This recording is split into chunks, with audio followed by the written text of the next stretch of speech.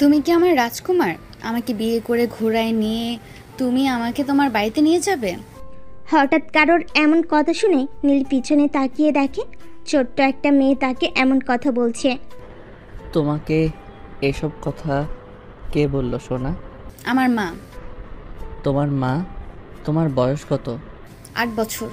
তুমি জানো আমার বয়স কত? আমার বয়স 18 বছর, তোমার থেকে 10 বছরের বড়। কিন্তু তুমি তো আমার রাজকুমারের মতো দেখতে। মা তো তোমার কথাই বলেছে। না না, তুমি আমার রাজকুমার। ভাই, মেয়ে তো দেখেছি তোকে বিয়ে করে ছাড়বে। মেয়েটাকে দেখতে কিন্তু সুন্দর। জয়, চুপ যা। ছোট একটা মেয়েকে নিয়ে এমন কথা বলছিস?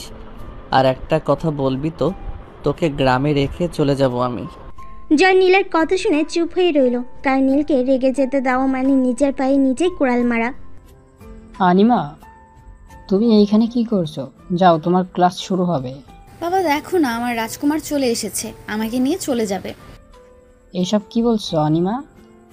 কে তোমার রাজকুমার? বাবা এই যে, তুমি দেখতে পাচ্ছ না? সরি স্যার, আমার মেয়েটা মনে হয় আপনাদের ডিস্টার্ব করেছে।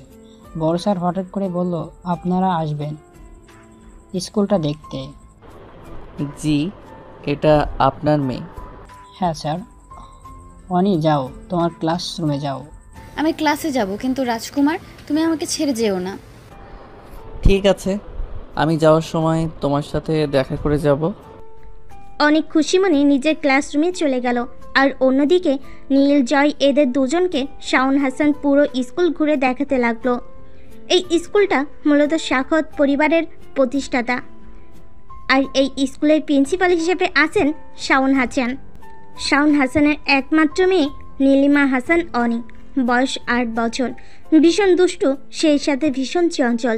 একমাত্র মেয়ে হয় বাবা মা দুজনেরই ভীষণ আদরের। অনি যখন ঘুমোতে চায় না, তখন নিশা রহমান মেয়েকে রাজকুমারের গল্প শুনিয়ে ঘুম পাড়ে, যার কারণে নীলকে দেখে অনি এমন কথা বলেছে। নীল আর জয় সমস্ত স্কুল ঘুরে দেখলো সব কিছু ঠিকঠাক আছে, চলে যাবে। কিন্তু হঠাৎ করে নীল অপেক্ষা করতে লাগলো অনির জন্য। ভাই, আমরা এখানে এভাবে দাঁড়িয়ে আছি কেন? এমনিতেই তো অনেক দেরি হয়ে গেছে, বাড়িতে যেতে যেতে তো অনেক রাত হয়ে যাবে। কথা দিয়েছি, কথাটা রাখবো না। অনি, মেয়েটার সাথে না দেখা করেই যাব। বাহ, বইয়ের জন্য এখনই এত দরদ। আমার হাতে মার না খেতে চাইলে চুপচাপ যা। তাদের কথার মাঝেও নিয়ে এসে নীলের সামনে দাঁড়ালো। রাজকুমার তুমি এখনো আছো?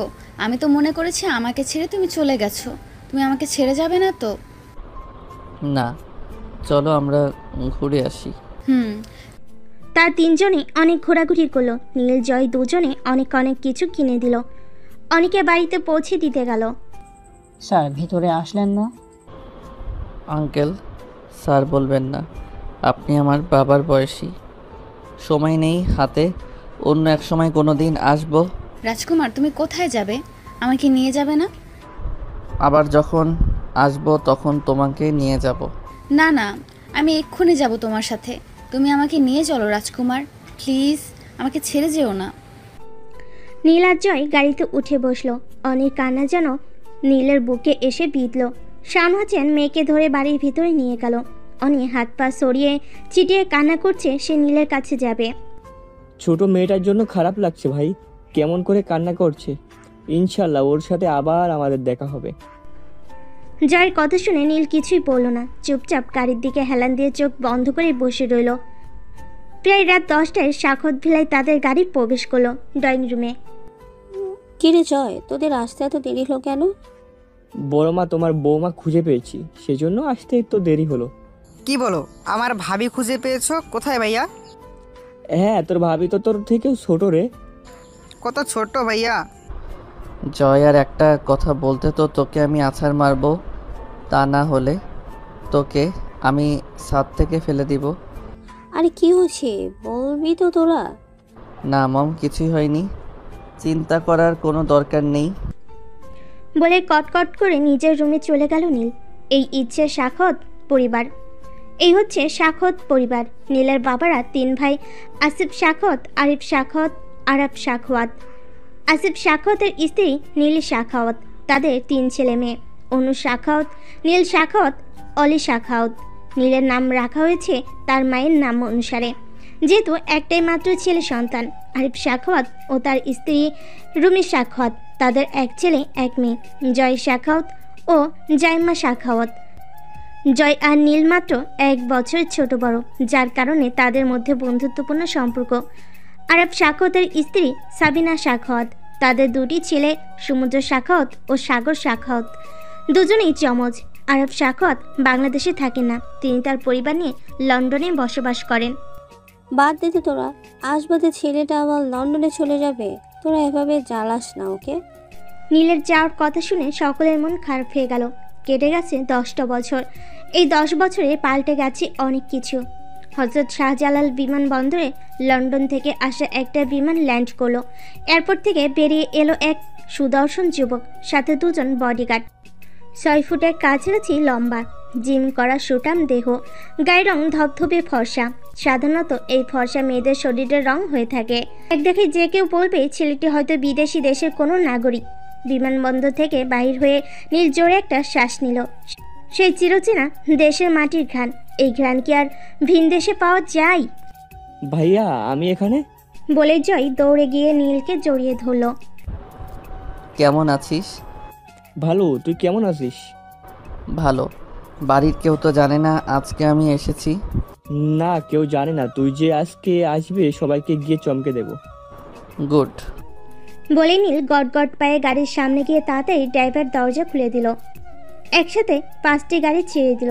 গাড়িগুলো দেখতে একই রকম, কোনোটাই কে আছে কেউ বলতে পারবে না।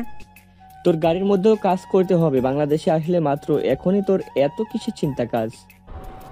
লন্ডন থেকে সব কিছু বাংলাদেশে শিফট করছি, সেটা তুই ভালো করেই জানিস। বাংলাদেশে সেট করলে ব্যবসার সব কিছু তুই হ্যান্ডেল করবি। আমি? হ্যাঁ তুই, সাথে আমার অ্যাসিস্ট্যান্ট হাসান থাকবে। তোরা অ্যাসিস্ট্যান্ট হাসান তো দেখলাম না। ও আমার এখানে আসার আগে 3 দিন আগে বাংলাদেশে এসে পৌঁছেছে, এখানে সব কিছু ঠিক করেছে। গাড়ি 5টি প্রবেশ করলো শাখাওয়াত বাড়ির আঙ্গিনায়। নীল সরাসরি গাড়ি থেকে নেমে বাড়ির ভিতরে চলে গেল। বাড়ির সবাই ড্রয়িং রুমে বসেছিল। আবার নীল, বাবা তুই এসেছিস আমার মানে? বলেই হু হু করে কানে দিল নীলিমা শাখাওয়াত। মম, কান্না করো না তো। কিসের জন্য তুমি কান্না করছো? আমি এসে গেছি না, কান্না থামাও, তা না হলে কিন্তু আমি আবার চলে যাব। নীলের কথা শুনে নীলি শাখাওয়াত কান্না বন্ধ করে দিলেন। তুই আসবি, আমাদের কাউকে বলিসনি কেন? বাড়ির কেউ তো জানে না তুই আসবি। বড় মা, আমি সব জানি। তুই এসব জানিস? আমাদের বলবি আমার ছেলেটা কতদিন পরে এসেছে, আমি নিজেতে রান্না করব। তোমার ছেলে আমাকে কড়া হুকুম দিয়েছিল বাড়ির কেউ যেন কিছু না জানে, তাহলে আমার গর্দান নিয়ে নেবে। এখানে আমার দোষ কি? বলে আসলে তোমরা কেমনভাবে সারপ্রাইজ হতে পারলে? আর সকালে কোথায়? বাড়ির আর সকলে সবাই যার যার কাজে গেছে। জয়মা অলি দুজনেই ভার্সিটিতে, তোর বাবা আর ছাত্র দুজনেই অফিসে। মেজো মা, তুমি কেমন আছো? আমি বেশ ভালোই আছি। হঠাৎ করে না জানিয়ে চলে আসলে, যাও ফ্রেশ হয়ে নাও। তোমার রুম পরিষ্কার করা আছে, যাও। নীল কোনো কথা না বলে চুপচাপ নিজের ঘরে চলে গেল ফ্রেশ হতে। তুই দাঁড়িয়ে আছিস কেন? তো কেউ কি বলতে হবে নাকি? তুইও যা ফ্রেশ হ। আমি বাড়িতে থাকি বলে আমার কোনো কদর নেই। তুই যা, দিয়ে এখান থেকে যা, ভাগ। মা! ম্যামা করিস কেন? বউ বউ করবি এখন থেকে। রুমে যা, তাড়াতাড়ি ফ্রেশ হ। যাচ্ছি যাচ্ছি। বলে যাই এক দৌড়ে নিজের রুমে চলে গেল। নীল তার ঘরে প্রবেশ করতেই একটা জোরে নিঃশ্বাস নিল। ঘরটা ঠিক যেরকম রেখে গেছিল ঠিক সেই রকমই আছে, সেই সাথে চিরচেনা ঘরের সুবাস। আর কিছু চিন্তা না করে ওয়াশরুমে চলে গেল। নীল ফ্রেশ হয়ে বিছানায় ধপ করে শুয়ে পড়ল, একটা ঘুম দেবে। বাবা, বড় বাবা, তোমরা কখন আসলে? তোমার বড় মা ফোন করেছিল, ফোন করে বলল নীল নাকি এসেছে, তাই আর দেরি না করে তাড়াতাড়ি চলে আসলাম। সকলে একসাথে ডিনার করবো আজকে রাতে। বেশ ভালো তো। ওই চুন্নিগুলা কই? এই চুন্না, কিরে, আসার সময় হলো? কই গেছিলি? এত দেরি হলো কেন আসতে? তোরে বলতে হইব আমরা কই গেছিলাম? আমারে নাই বললি? বড় বাবাকে তো বলতে পারিস, কি বলিস? এত দেরি হলো কেন আসতে? কোথায় গেছিলে তোমরা দুজন? আসলে বড় বাবা, আমি আর অলি আজকে একটু বন্ধুদের সাথে বাইরে গিয়েছিলাম, যখন আসতে একটু দেরি হলো। কাকে জানিয়ে গেছিলে তোমরা বাইরে? বাবা, কেউ কি জানে তোমরা বাইরে গেছিলে ঘুরতে? আমাকে বলে গিয়েছিল। যা, তোরা দুইজন রুমে গিয়ে ফ্রেশ হ। ওদের দুজনকে আর পাইকে দুজনে দৌড়ে নিজেদের রুমে চলে গেল। আর একটু হলে জাইমা আর অলি বকা খেত। গার্ড ছাড়া কোনো জায়গায় যেতে দেয় না। এর আগে দুইবার পরিবারের লোকের উপর অ্যাটাক করা হয়েছিল, সেই থেকে তিনি আরও বেশি কঠোর হয়ে গেছে সবার উপরে। জাইমা ফ্রেশ হয়ে এসে দেখে অলি তার রুমে এসে বসে আছে। কি রে, এত দ্রুত তোর ফ্রেশও হয়ে গেল? না মাত্র আসলাম তোমার রুমে। কিরে দুই শাকচুন্নি, একসাথে কি করছিস? কথাটা বলতে বলতে জয় জাইমার রুমে ঢুকলো। আজকে তোরে খাইছি জয়ের বাচ্চা, তুই আমাদের দুজনকে বকা খাওয়াইতে চাইছিলি। ভাইয়া এখন কোথায় পালাবে? জয় বেচারা পড়ে গেছে ফ্যাসে দেয়, নিজে পায়ে কুড়াল মেরেছে। যেই না পালাবে, জাইমা আর অলি দুজনে মিলে জয়কে ধরার জন্য দৌড়াতে লাগলো। অন্যদিকে জয় নিজেকে বাঁচানোর জন্য এক দৌড়ে ঘর থেকে বের হতে গেলেই অলি এসে জয়কে টেনে বিছানার উপর ফেলে দেয়। দুজনেই মিলে আচ্ছা মতো মারতে থাকে। এই তোরা থামবি, আমি একটা জরুরি কথা বলতে আসছি। চিল্লিয়ে বলল জয়। অলি আর জাইমা দুজন একসাথে বলে উঠল, কি এমন জরুরি কথা, তাড়াতাড়ি বল। বড় ভাইয়া এসেছে। বড় ভাইয়াকে? নীল ভাইয়া এসেছে বিদেশ থেকে। নীল এসেছে কথা শুনে জাইমার বুকের ভিতর ধক করে উঠল। এসেছে তার প্রিয় মানুষটি চলে এসেছে। বিছানার এক কোণে গিয়ে চুপটি করে বসে রইল জাইমা।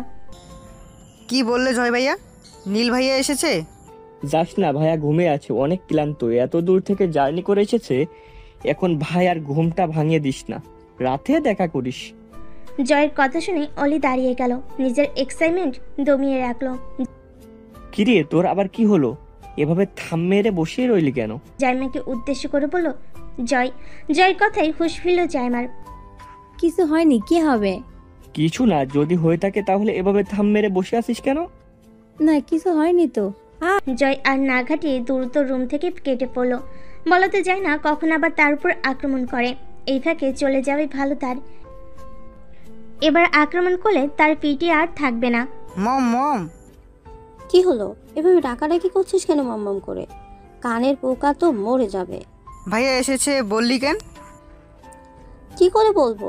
তোদের ফোন দিলাম, দুজনের ফোন বন্ধ। এত এরকম করার কোনো মানে হয়? ভাইয়া কখন উঠবে ঘুম থেকে? আমার জন্য কত কিছু আনতে বলেছিলাম লন্ডন থেকে, সব কিছু এনেছে কি না আল্লাহ জানে। ভালো লাগে না। তোর ভাই যে দেশে এসেছে এটাই অনেক, আবার জিনিসপাতির কথা বলছিস। যা, এখন বকবক না করে বসে থাক, নীলে উঠলে দেখা করিস। নীলের ঘুম ভাঙলো। ঘড়ির কাঁটা যখন রাত 9টার ঘরে তখন। নীল ফ্রেশ হয়ে নিচে নামলো। নীলকে দেখে অলি দৌড়ে গিয়ে নীলকে জড়িয়ে ধরলো। ভাইয়া তুমি এসেছো? কাউকে না জানিয়ে চলে আসলে আমাকে তো বলতে পারতে। জানো আমি কত খুশি হয়েছি। জানি। কেমন আছিস? ভালো, তুমি এসেছো দেখে এখন আরও ভালো আছি আমি। তুমি কেমন আছো? আলহামদুলিল্লাহ, অনেক ভালো আছি। দুজনে কথা বলতে বলতে ড্রয়িং রুমে থাকা সোফায় গিয়ে বসে পড়লো। অন্যদিকে নীলের দিকে যে কেউ গভীর দৃষ্টিতে তাকিয়ে আছে, তাই তো সে বুঝতে পারছে না। এই চোখের দৃষ্টি কোনো সাধারণ দৃষ্টি নয়, প্রেমময় দৃষ্টি। কেমন আছো পাপা? ভালো। হঠাৎ করে চলে আসলে কাউকে না জানিয়ে, কোনো সমস্যা হয়েছে নাকি? নিজের ছেলের বাড়িতে এসেছে, হঠাৎ করে আসুক, আর যেভাবেই আসুক আসবে, তাই তোমাকে বলতে হবে? আহা নীলি, তুমি রেগে যাচ্ছ কেন? আমি তো এমনি বলছি। তোমাদের কারণে একেবারে চলে আসলাম। একেবারে মানে চলে আসলে? একেবারে চলে আসলাম। বাংলাদেশে একদম বিজনেসের সব কিছু শিফট করে ফেলেছি। আগামীকাল থেকে অফিসে যেতে হবে, আর বছরে 2-1 মাস দেশের বাইরে থাকতে হবে। খুব ভালো হয়েছে। টিভিতে হঠাৎ বলে উঠল, গোপন সূত্রে জানা গেছে ইউরোপ কান্ট্রির টপ 10-এর মধ্যে থাকা AN গ্রুপের ওনার বাংলাদেশে এসেছে। সেই সাথে জানা গেছে তিনি এখন থেকে বাংলাদেশেই থাকবেন। এতদিনে বোঝা গেল AN গ্রুপের ওনার বাংলাদেশি, তবে তাকে এখন পর্যন্ত কেউ দেখেনি। মাত্র 28 বছর বয়সে তিনি ইউরোপ কান্ট্রির একজন বড় বিজনেসম্যান হয়ে গেছে। এটা আমাদের দেশের জন্য খুবই গর্বের একটা বিষয়। যে ইউরোপ কান্ট্রির একজন বড় বিজনেসম্যান আমাদের দেশের নাগরিক। আগামীকাল কি তোমরা প্রেস কনফারেন্স আছে? পাপা হাসান ফোন দিয়ে জানাবে। যতই বিজি থাকো, আগামী পরশু আমরা সবাই গ্রামের বাড়িতে যাব। অনেকদিন হলো রূপগঞ্জ যাওয়া হয় না। তাছাড়াও তোমার দাদুর মৃত্যুবার্ষিকী, সেখানে গিয়ে আমরা 2 দিন থাকবো। কিন্তু পাপা, কোনো বাহানা আমি চাই না। কি আর বলবে, অগত্যা চুপ করে রইল নীল। অনেক তো কথা হলো, এখন সবাই খাওয়া দাওয়া কর। নীল এসেছে থেকে এখনো পর্যন্ত কিছুই খায়নি। হ্যাঁ, সবাই খাবার টেবিলেই। চলো আসো। নীলিমা, আয় খাবার খেতে। আসছি মা। তাড়াতাড়ি আয়, ভাত ঠান্ডা হয়ে যাবে। এসে পড়েছি আমি। বস এইখানে? আগামীকাল থেকে তো তোমার পরীক্ষা শেষ। হ্যাঁ বাবা, আগামীকাল টেস্ট পরীক্ষা হয়ে গেলে ছুটি। এত ভালো লাগছে, স্বাধীন আমি। আম্মুকে বলে দিবা আমাকে যেন এই 2টা মাস কোনো কথা না বলে। আমি নিজের মতো করে থাকবো। আম্মু আমার সাথে একটু বেশি কথা বলে। হ্যাঁ, আমার কথা তো বেশি লাগবেই তোমার। ভালো কথা বললে পারে তো সবারই খারাপ লাগে। আবার বাবার কাছে নালিশ দাও আমি বেশি কথা বলি। এখন থেকে আমি তোমার বিষয়ে কোনো কথা বলবো না। যা করার তোমার বাবা করুক। নীলিমা মায়ের কথা শুনে দাঁত কেলেই হাসলো। মাকে রাগিয়ে দিতে তার একটু বেশি ভালো লাগে। নিশা, তোমরা কি তোমার মেয়ের মতো অবুঝ? তোমার মেয়ে তো তোমাকে রাগানোর জন্য এইসব কথা বলে, তুমি বোঝো না? যাই হোক, পরীক্ষার পরে কোথাও ঘুরতে যাওয়ার প্ল্যান আছে? না, সায়রা তো বাড়িতেই থাকবে, তাই আপাতত ঘুরতে যাওয়ার প্ল্যান নেই। ঘুরতে যাওয়ার প্ল্যান থাকবে কেন? 2 বাঁদর মিলে সারা গ্রাম টই টই করতেছে। 2জন তো একই গোয়ালের গরু। আমি যদি তোদের নামে নালিশ পাই, তোকে বাড়ি ছাড়া করব। পরীক্ষার মধ্যে 2 বাঁদর একটু শান্ত ছিল। রেজাল্ট খারাপ হলেই 2জনকে বিয়ে দিয়ে দিব। শাইমার মায়ের সাথে আমার কথা হয়েছে। তোমাকে একটা বিয়ে দিয়ে দেব, কি বলো বাবা? তারপরে তোমাকে আমি আর একটা বিয়ে করাবো বাবা। নতুন মা নিয়ে আসবো। এটা তো পুরান হয়ে গেছে। দাঁড়া বলছি, নতুন মা লাগবে তাই না? নীলিমাকে আর পাইকে এক দৌড়ে রুমে গিয়ে দরজা আটকিয়ে দিল। এই দিক থেকে তার মা চিলে কথা বলছে। সবাই আমার রুমে এসো বলে নীল চলে গেল। নীলের পিছে পিছে বাড়ির সবাই গেল। তোমাদের সবার গিফট। এই যে এই লাগেজ দেখতে পাচ্ছ কালোটা, এইখানে মেজো চাচা, চাচি, জয় আর জয়মাদের গিফট আছে। আর খয়েরি রঙের লাগেজটা, এটাতে মম, পাপা আর অনু আপুদের জিনিস আছে। এই শেষ। আমার জিনিস কই ভাইয়া? তোর জন্য কিছুই আনিনি। তুই কে? তোকে তো ডাস্টবিন থেকে পুড়িয়ে নিয়ে আসছে মম পাপা। তোকে যেই বাড়িতে থাকতে দিয়েছি এটাই অনেক। তোমার শখের চুল একটাও থাকবে না, তোমাকে আমি টাক বানিয়ে দেব। বলে অলি নীলের চুল মুঠি করে ধরে জোরে জোরে টানতে লাগলো। আর তাদের কাহিনী দেখে সবাই হাসছে। আমার এত স্বাদের চুল শেষ হয়ে গেল। আহ আহ, তুই ছাড় আমার চুল। আগে বলো, আমার জন্য আনলে না কেন কিছু? মা ছাড়ো না। ওই দেখো গোলাপি যে ডিওরের লাগেজটা, ওইটা তোর। যা আমাকে নিয়ে উদ্ধার কর, আমার চুল ছেড়ে দে আগে। অলি নীলের চুল ছেড়ে লাগেজের কাছে চলে গেল। লাগেজটা খুলতেই তার ভিতর থেকে অনেক চকলেট আর মেয়েদের সাজগোজের জিনিসপত্র বেরিয়ে আসলো। আই লাভ ইউ ভাইয়া, তুমি অনেক ভালো। তুমি আমার বেস্ট ভাইয়া। এত এত ভালোবাসাও তোমাকে। সবাই লাভ খোঁজে, এখন আমার জন্য ভালোবাসা উতলে পড়ছে। তোর আই লাভ ইউ আমি নেব না। তোর আই লাভ ইউ তুই নিয়ে যা। না নিলে তোমাকে যে আই লাভ ইউ বলেছি এটাই অনেক। সবাই যার যার রুমে চলে গেল। আর অন্যদিকে জাইমা এতক্ষণ ধরে তাদের দুজনকে পর্যবেক্ষণ করছিল মনোযোগ দিয়ে। কি হলো?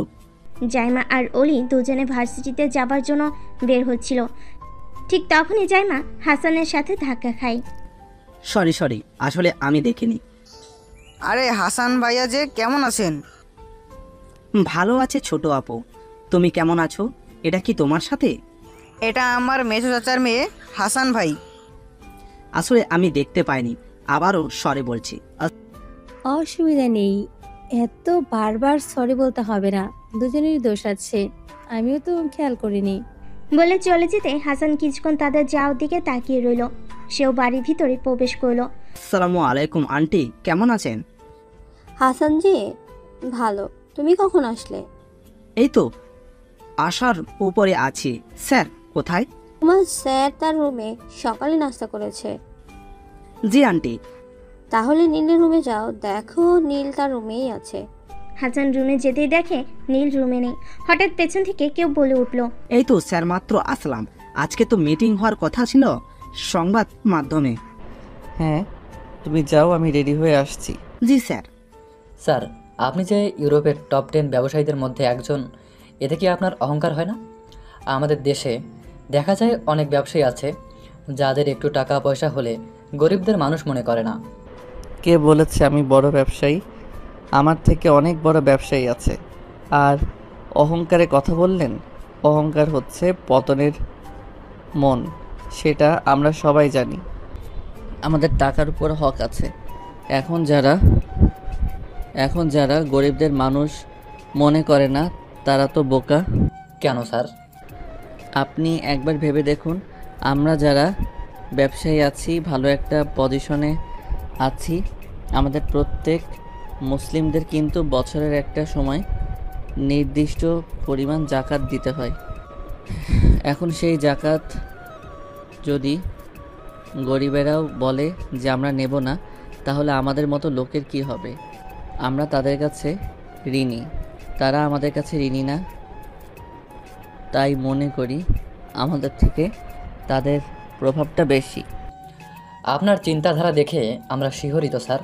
সেজন্যই হয়তো আপনি একজন এত বড় ব্যবসায়ী হয়ে উঠেছেন এত কম বছর বয়সে। আমরা তো জেনে গেলাম যে আপনি একজন বাংলাদেশি। তাহলে এখন কি আমাদের ফেস দেখাবেন না আপনার? যখন সময় হবে তখন আমি ঠিকই আসব সবার সামনে। আর একটা কথা স্যার, আপনি কি বিবাহিত? না। তাহলে কারোর সাথে এঙ্গেজড বা কোনো রিলেশনে আছেন?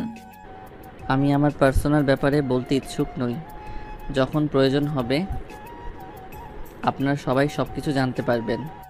স্যার আর একটা প্রশ্ন, প্লিজ স্যার উত্তর দিয়ে যান। আপনার কোম্পানির নাম তো AN ইন্ডাস্ট্রিজ, এটার ফুল ফর্ম কি? আজ পর্যন্ত কেউ এটার ফুল ফর্ম জানে না কেন? এটার ভিতরে কি কোনো রহস্য লুকিয়ে আছে? হাসান, 1 মিনিটের মধ্যে আমি সব ক্লিয়ার চাই। এখানে যেন আর কেউ না থাকে, মাথায় রাখবে। জি স্যার। বলে নীল আর না দাঁড়িয়ে সরাসরি অফিসের ভিতর চলে গেল।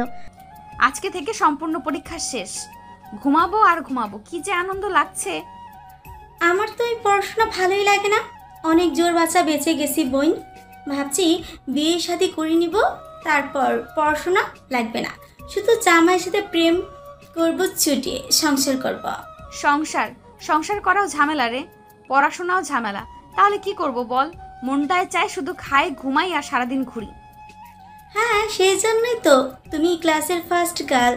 সারাদিন খাওয়া, ঘুমাও, লাফালাফি করো। বিশ্বাস কর, আমি কিন্তু ঠিকমতো পড়াশোনা করি না। আমাকে আর মিথ্যে কথা বলতে হবে না, আমি জানি। ঢং করতে হবে না। আর ওই দেখ কত জাম্পুরা, দেখেই মনে হচ্ছে পেকে গেছে। চল পেরে নিয়ে যায়। বিকেল হয়ে গেছে, বাড়িতে গিয়ে ফ্রেশ হয়ে পুকুর পাড়ে বসে জাম্পুরা খাওয়া যাবে, কি বলিস? আরে এটা তো সাক্ষাৎ বাড়ি, এই বাড়ি থেকে যদি বিচার যায়, বিশ্বাস কর আমাকে আর বাবা বাড়িতে তুলবে না। এবারের সবাই যথেষ্ট আমাকে ভদ্র ভাবে। রাখ তোর ভদ্র, আগে পেট শান্তি তো সব শান্তি। আর এইটা বাড়ির পেছনের সাইড, এখানে এত মানুষ নেই। চল পেরে নিয়ে যায়। তাইলে শোন, আমি সব দিকেই খেয়াল রাখি। তুই জাম্বুরা পার, বেশি পারিস না, একটাই পার। আমাদের দুজনের জন্য একটাই যথেষ্ট। হয়েছে পারা? হ্যাঁ চল চল, হয়ে গেছে। ওই এই জাম্বুরা তুই তোদের বাড়িতে যে খড়ের গাদা আছে ওইখানে লুকিয়ে রাখ। ঠিক আছে, বিকেলে দেখা হবে, বাই। হাসান, আমি কিছুদিন অফিসে আসবো না। এই দিকটা তুমি আজকে ম্যানেজারকে বুঝিয়ে দিয়ে এসো। তুমিও আমার সাথে যাবে। জি স্যার। কিন্তু কোথায় যাবেন? গ্রামের বাড়ি। জি। হঠাৎ করে নীলের ফোনে টুংটাং আওয়াজ হলো। নীল টেবিল থেকে ফোনটা নিয়ে ওপেন করতে হেসে উঠল। হাসান সেদিকে তাকিয়ে রইল। এটা আজ নতুন না, মাঝে মাঝে এমন কাহিনী সে দেখে। হাসান যখন প্রথম এই অফিসে জয়েন করে তখন থেকে মাঝে মাঝে মুচকি হাসে। গম্ভীর সবার সামনে হলেও মাঝে মাঝে সবার আড়ালে তাকে হাসতে দেখা যায়। সে চুপচাপ কেবিন থেকে বের হয়ে গেল। সাইমা, সেই মজা। এই মজা। চুরি করা জিনিস খাইতে একটু বেশি মজা লাগে। এমন প্রকৃতির ফুরফুরে বাতাসের সাথে মেঘলা আকাশ, পুকুরের টলমল পরিষ্কার পানি আর টক ঝাল মিষ্টি জাম্বুরা মাখা, পরিবেশটা জাস্ট ওয়াও। এমন পরিবেশ রেখে কি করে যাওয়া যায় বল? সেটাই, কিন্তু আমাদের বাবা মা তো বুঝতেই চায় না। আসলে তারা আমাদের বাড়ি ছাড়া করতে চায় কিছুদিন। খের কি আর করার, তারা তো আমাদের হাজার চেষ্টা করেও এখান থেকে কোথাও পাঠাতে পারবে না, না খালার বাড়ি না নানুর বাড়ি। Yes baby, you are right. দুইজন দুই প্রান্তের মানুষ, তাদের আচরণ, লাইফ স্টাইল সব আলাদা, তাই কি এক হতে পারবে? বড় ম্যাডাম, ছোট স্যার তো আইছে। নীল চলে আসছে। হ, স্যার কফি দিতে কইল। লতার কথা শুনে নীলের মা তাড়াতাড়ি করে কফি বানিয়ে নীলের রুমের উদ্দেশ্যে চলে গেল। মাঝপথে সাইমার সাথে দেখা। বড় মা, কোথায় যাচ্ছ কফি নিয়ে এই সময়? নীলকে কফি দিতে যাচ্ছি, অফিস থেকে আসছে তো। বড় মা, তুমি যাও, আমি দিয়ে আসছি কফি ভাইয়াকে। তাহলে তো ভালোই হয়, তুই তাহলে কফিটা নিয়ে যা। আমার নিচে অনেক কাজ পড়ে আছে, রান্না বাড়ি আছে, আবার সব কিছু গোছাতে হবে। তুই নিয়ে যা মা, তুই নিয়ে যা। বলে সাইমার হাতে কফির মগটা ধরিয়ে দিয়ে সে নিচে চলে গেল। অন্যদিকে সাইমা গুটি গুটি পায়ে নীলের রুমের সামনে এসে দাঁড়ালো। নীল তার রুমে কারোর প্রবেশ করা পছন্দ করে না। বাড়ির মানুষ অনুমতি ব্যতীত ঢুকতে পারে না তার রুমে, একমাত্র তার মা বাবা ব্যতীত, আর বাকি সবাই অনুমতি নিয়ে ঢোকে। কিন্তু বাহিরের মানুষ নট অ্যালাউ। বাহিরের মানুষ যদি তার রুমে ঢুকে তাহলে তুলকালাম কাণ্ড বেজে যায়। একবার একটা বাচ্চা ঢুকে পড়েছিল তার রুমে, সে কি তার রাগ, ঠুকঠুক করে দরজায় আওয়াজ করলো। রুমের ভেতর থেকে উত্তর আসলো, এসো মম, আমি তোমাকে না কতবার বলেছি আমার রুমে অনুমতি নিয়ে আসবে না তুমি। বলতে বলতে পিছনে তাকিয়ে দেখলো সাইমা। ও তুই, আমি মনে করেছি মম এসেছে। মম কোথায়? আসলে বড় মার নাকি কাজ আছে, তাই আমাকে বললো তোমাকে কফিটা দিয়ে যেতে। টেবিলের উপরে রেখে যাও। জাইমা টেবিলের উপর কফি রেখে দাঁড়িয়ে রইল। দাঁড়িয়ে আছিস যে, কিছু বলবি? হ্যাঁ। কি বলবি? কি তুমি কেমন আছো? তুমি তো আসার পর থেকে আমার সাথে একবারও কথা বললে না। আসলে দেখছি তুই কি ব্যস্ততা, তার উপরে আজকে নাকি আবার গ্রামে যেতে হবে সবার। দেশে আসতে পারলাম না, এখনই গ্রামে যেতে হবে। সব দিক ম্যানেজ করতে করতে কারোর সাথে কথা বলার আর সময় হচ্ছে না। এত কাজ করে কি হবে? নিজের হতো একটু সময় দেওয়া দরকার। আর তাছাড়া অফিসে তো অনেক আছে। বাচ্চাদের মতো প্রশ্নটা করে ফেললি না? আমি তো জানতাম তুই বুদ্ধিমতী, কিন্তু এখন দেখছি তোর মাথায় গোবর দিয়ে ঢাকা। বলে নীল সাইমার মাথায় একটা চড় মারল। তোমার দানবের মতো এমন হাত দিয়ে আমাকে মেরো না তো, আমার ব্যথা লাগে। মালিক যদি গাফিলতি করে তাহলে কর্মচারীরা কখনোই কাজের প্রতি মনোযোগী হবে না। আর আমি যদি আমার ইন্ডাস্ট্রিতে না যাই তাহলে আমার ইন্ডাস্ট্রি এত বড় হতো না। বড় হ, বুঝবি। ছোট মাথার ভেতর গোবর ভরা, তাই বুঝতে পারতেছিস না। আমি ছোট, ভার্সিটিতে এখন আমি 3rd ইয়ারে, আর তুমি আমাকে ছোট বলো? আমাদের কাছে তুই ছোটই। যা, সব প্যাকিং কর। আর বড় আপু কি আসছে? না, বড় আপুকে তাদের বাড়ির সামনে থেকে নিয়ে যেতে হবে। ঠিক আছে। জাইমা রুম থেকে বেরিয়ে যেতেই মুচকি হাসলো নিজে নিজে। রাত বাজে 2টা। সাক্ষত বাড়িতে রাত 2টা কোনো ব্যাপার না। এই সময় এই বাড়ির প্রায় সকল মানুষই জেগে থাকে। আর আজকে তো সবাই ঘুরতে যাবে, আর একটু পরে সবাই বের হবে গ্রামের বাড়ির উদ্দেশ্যে। গাড়িতে যেতে যেতে তাও 5 ঘন্টা সময় লাগবে। অনেক দূরে জানি। সবাই যার যার মতো তৈরি হয়ে ড্রয়িং রুমে এসে উপস্থিত। সবাই রেডি? তাহলে তাড়াতাড়ি বের হওয়া দরকার। আমাদের গ্রামে পৌঁছাতে পৌঁছাতে সকাল হয়ে যাবে। রাত্রেবেলা বের হওয়ার কারণ তো সবাই জানে। ঢাকা শহরের এই জ্যাম থেকে বাঁচার জন্য সবাই যার যার গাড়িতে উঠে পড়ো। নীলের কথা শুনে সবাই গাড়ির উদ্দেশ্যে বেরিয়ে গেল। এদিকে নীল সব গার্ডদের সব কিছু বুঝিয়ে দিয়ে সেও গাড়িতে গিয়ে বসল। গাড়িতে কিছু গার্ড থাকবে আর তাদের সাথে কিছু গার্ড যাবে। একে একে গেট দিয়ে 10টা গাড়ি বের হয়ে গেল। বড় আপু, আমরা বের হয়েছি বাড়ি থেকে, তোরা বাড়ির সামনে এসে দাঁড়িয়ে থাক। ফোনে আপুর কাছে কি বললো শোনা গেল না। নীল ফোন রেখে দিল। আপু কি বললো? আপুরা বাড়ির সামনে দাঁড়িয়ে রয়েছে।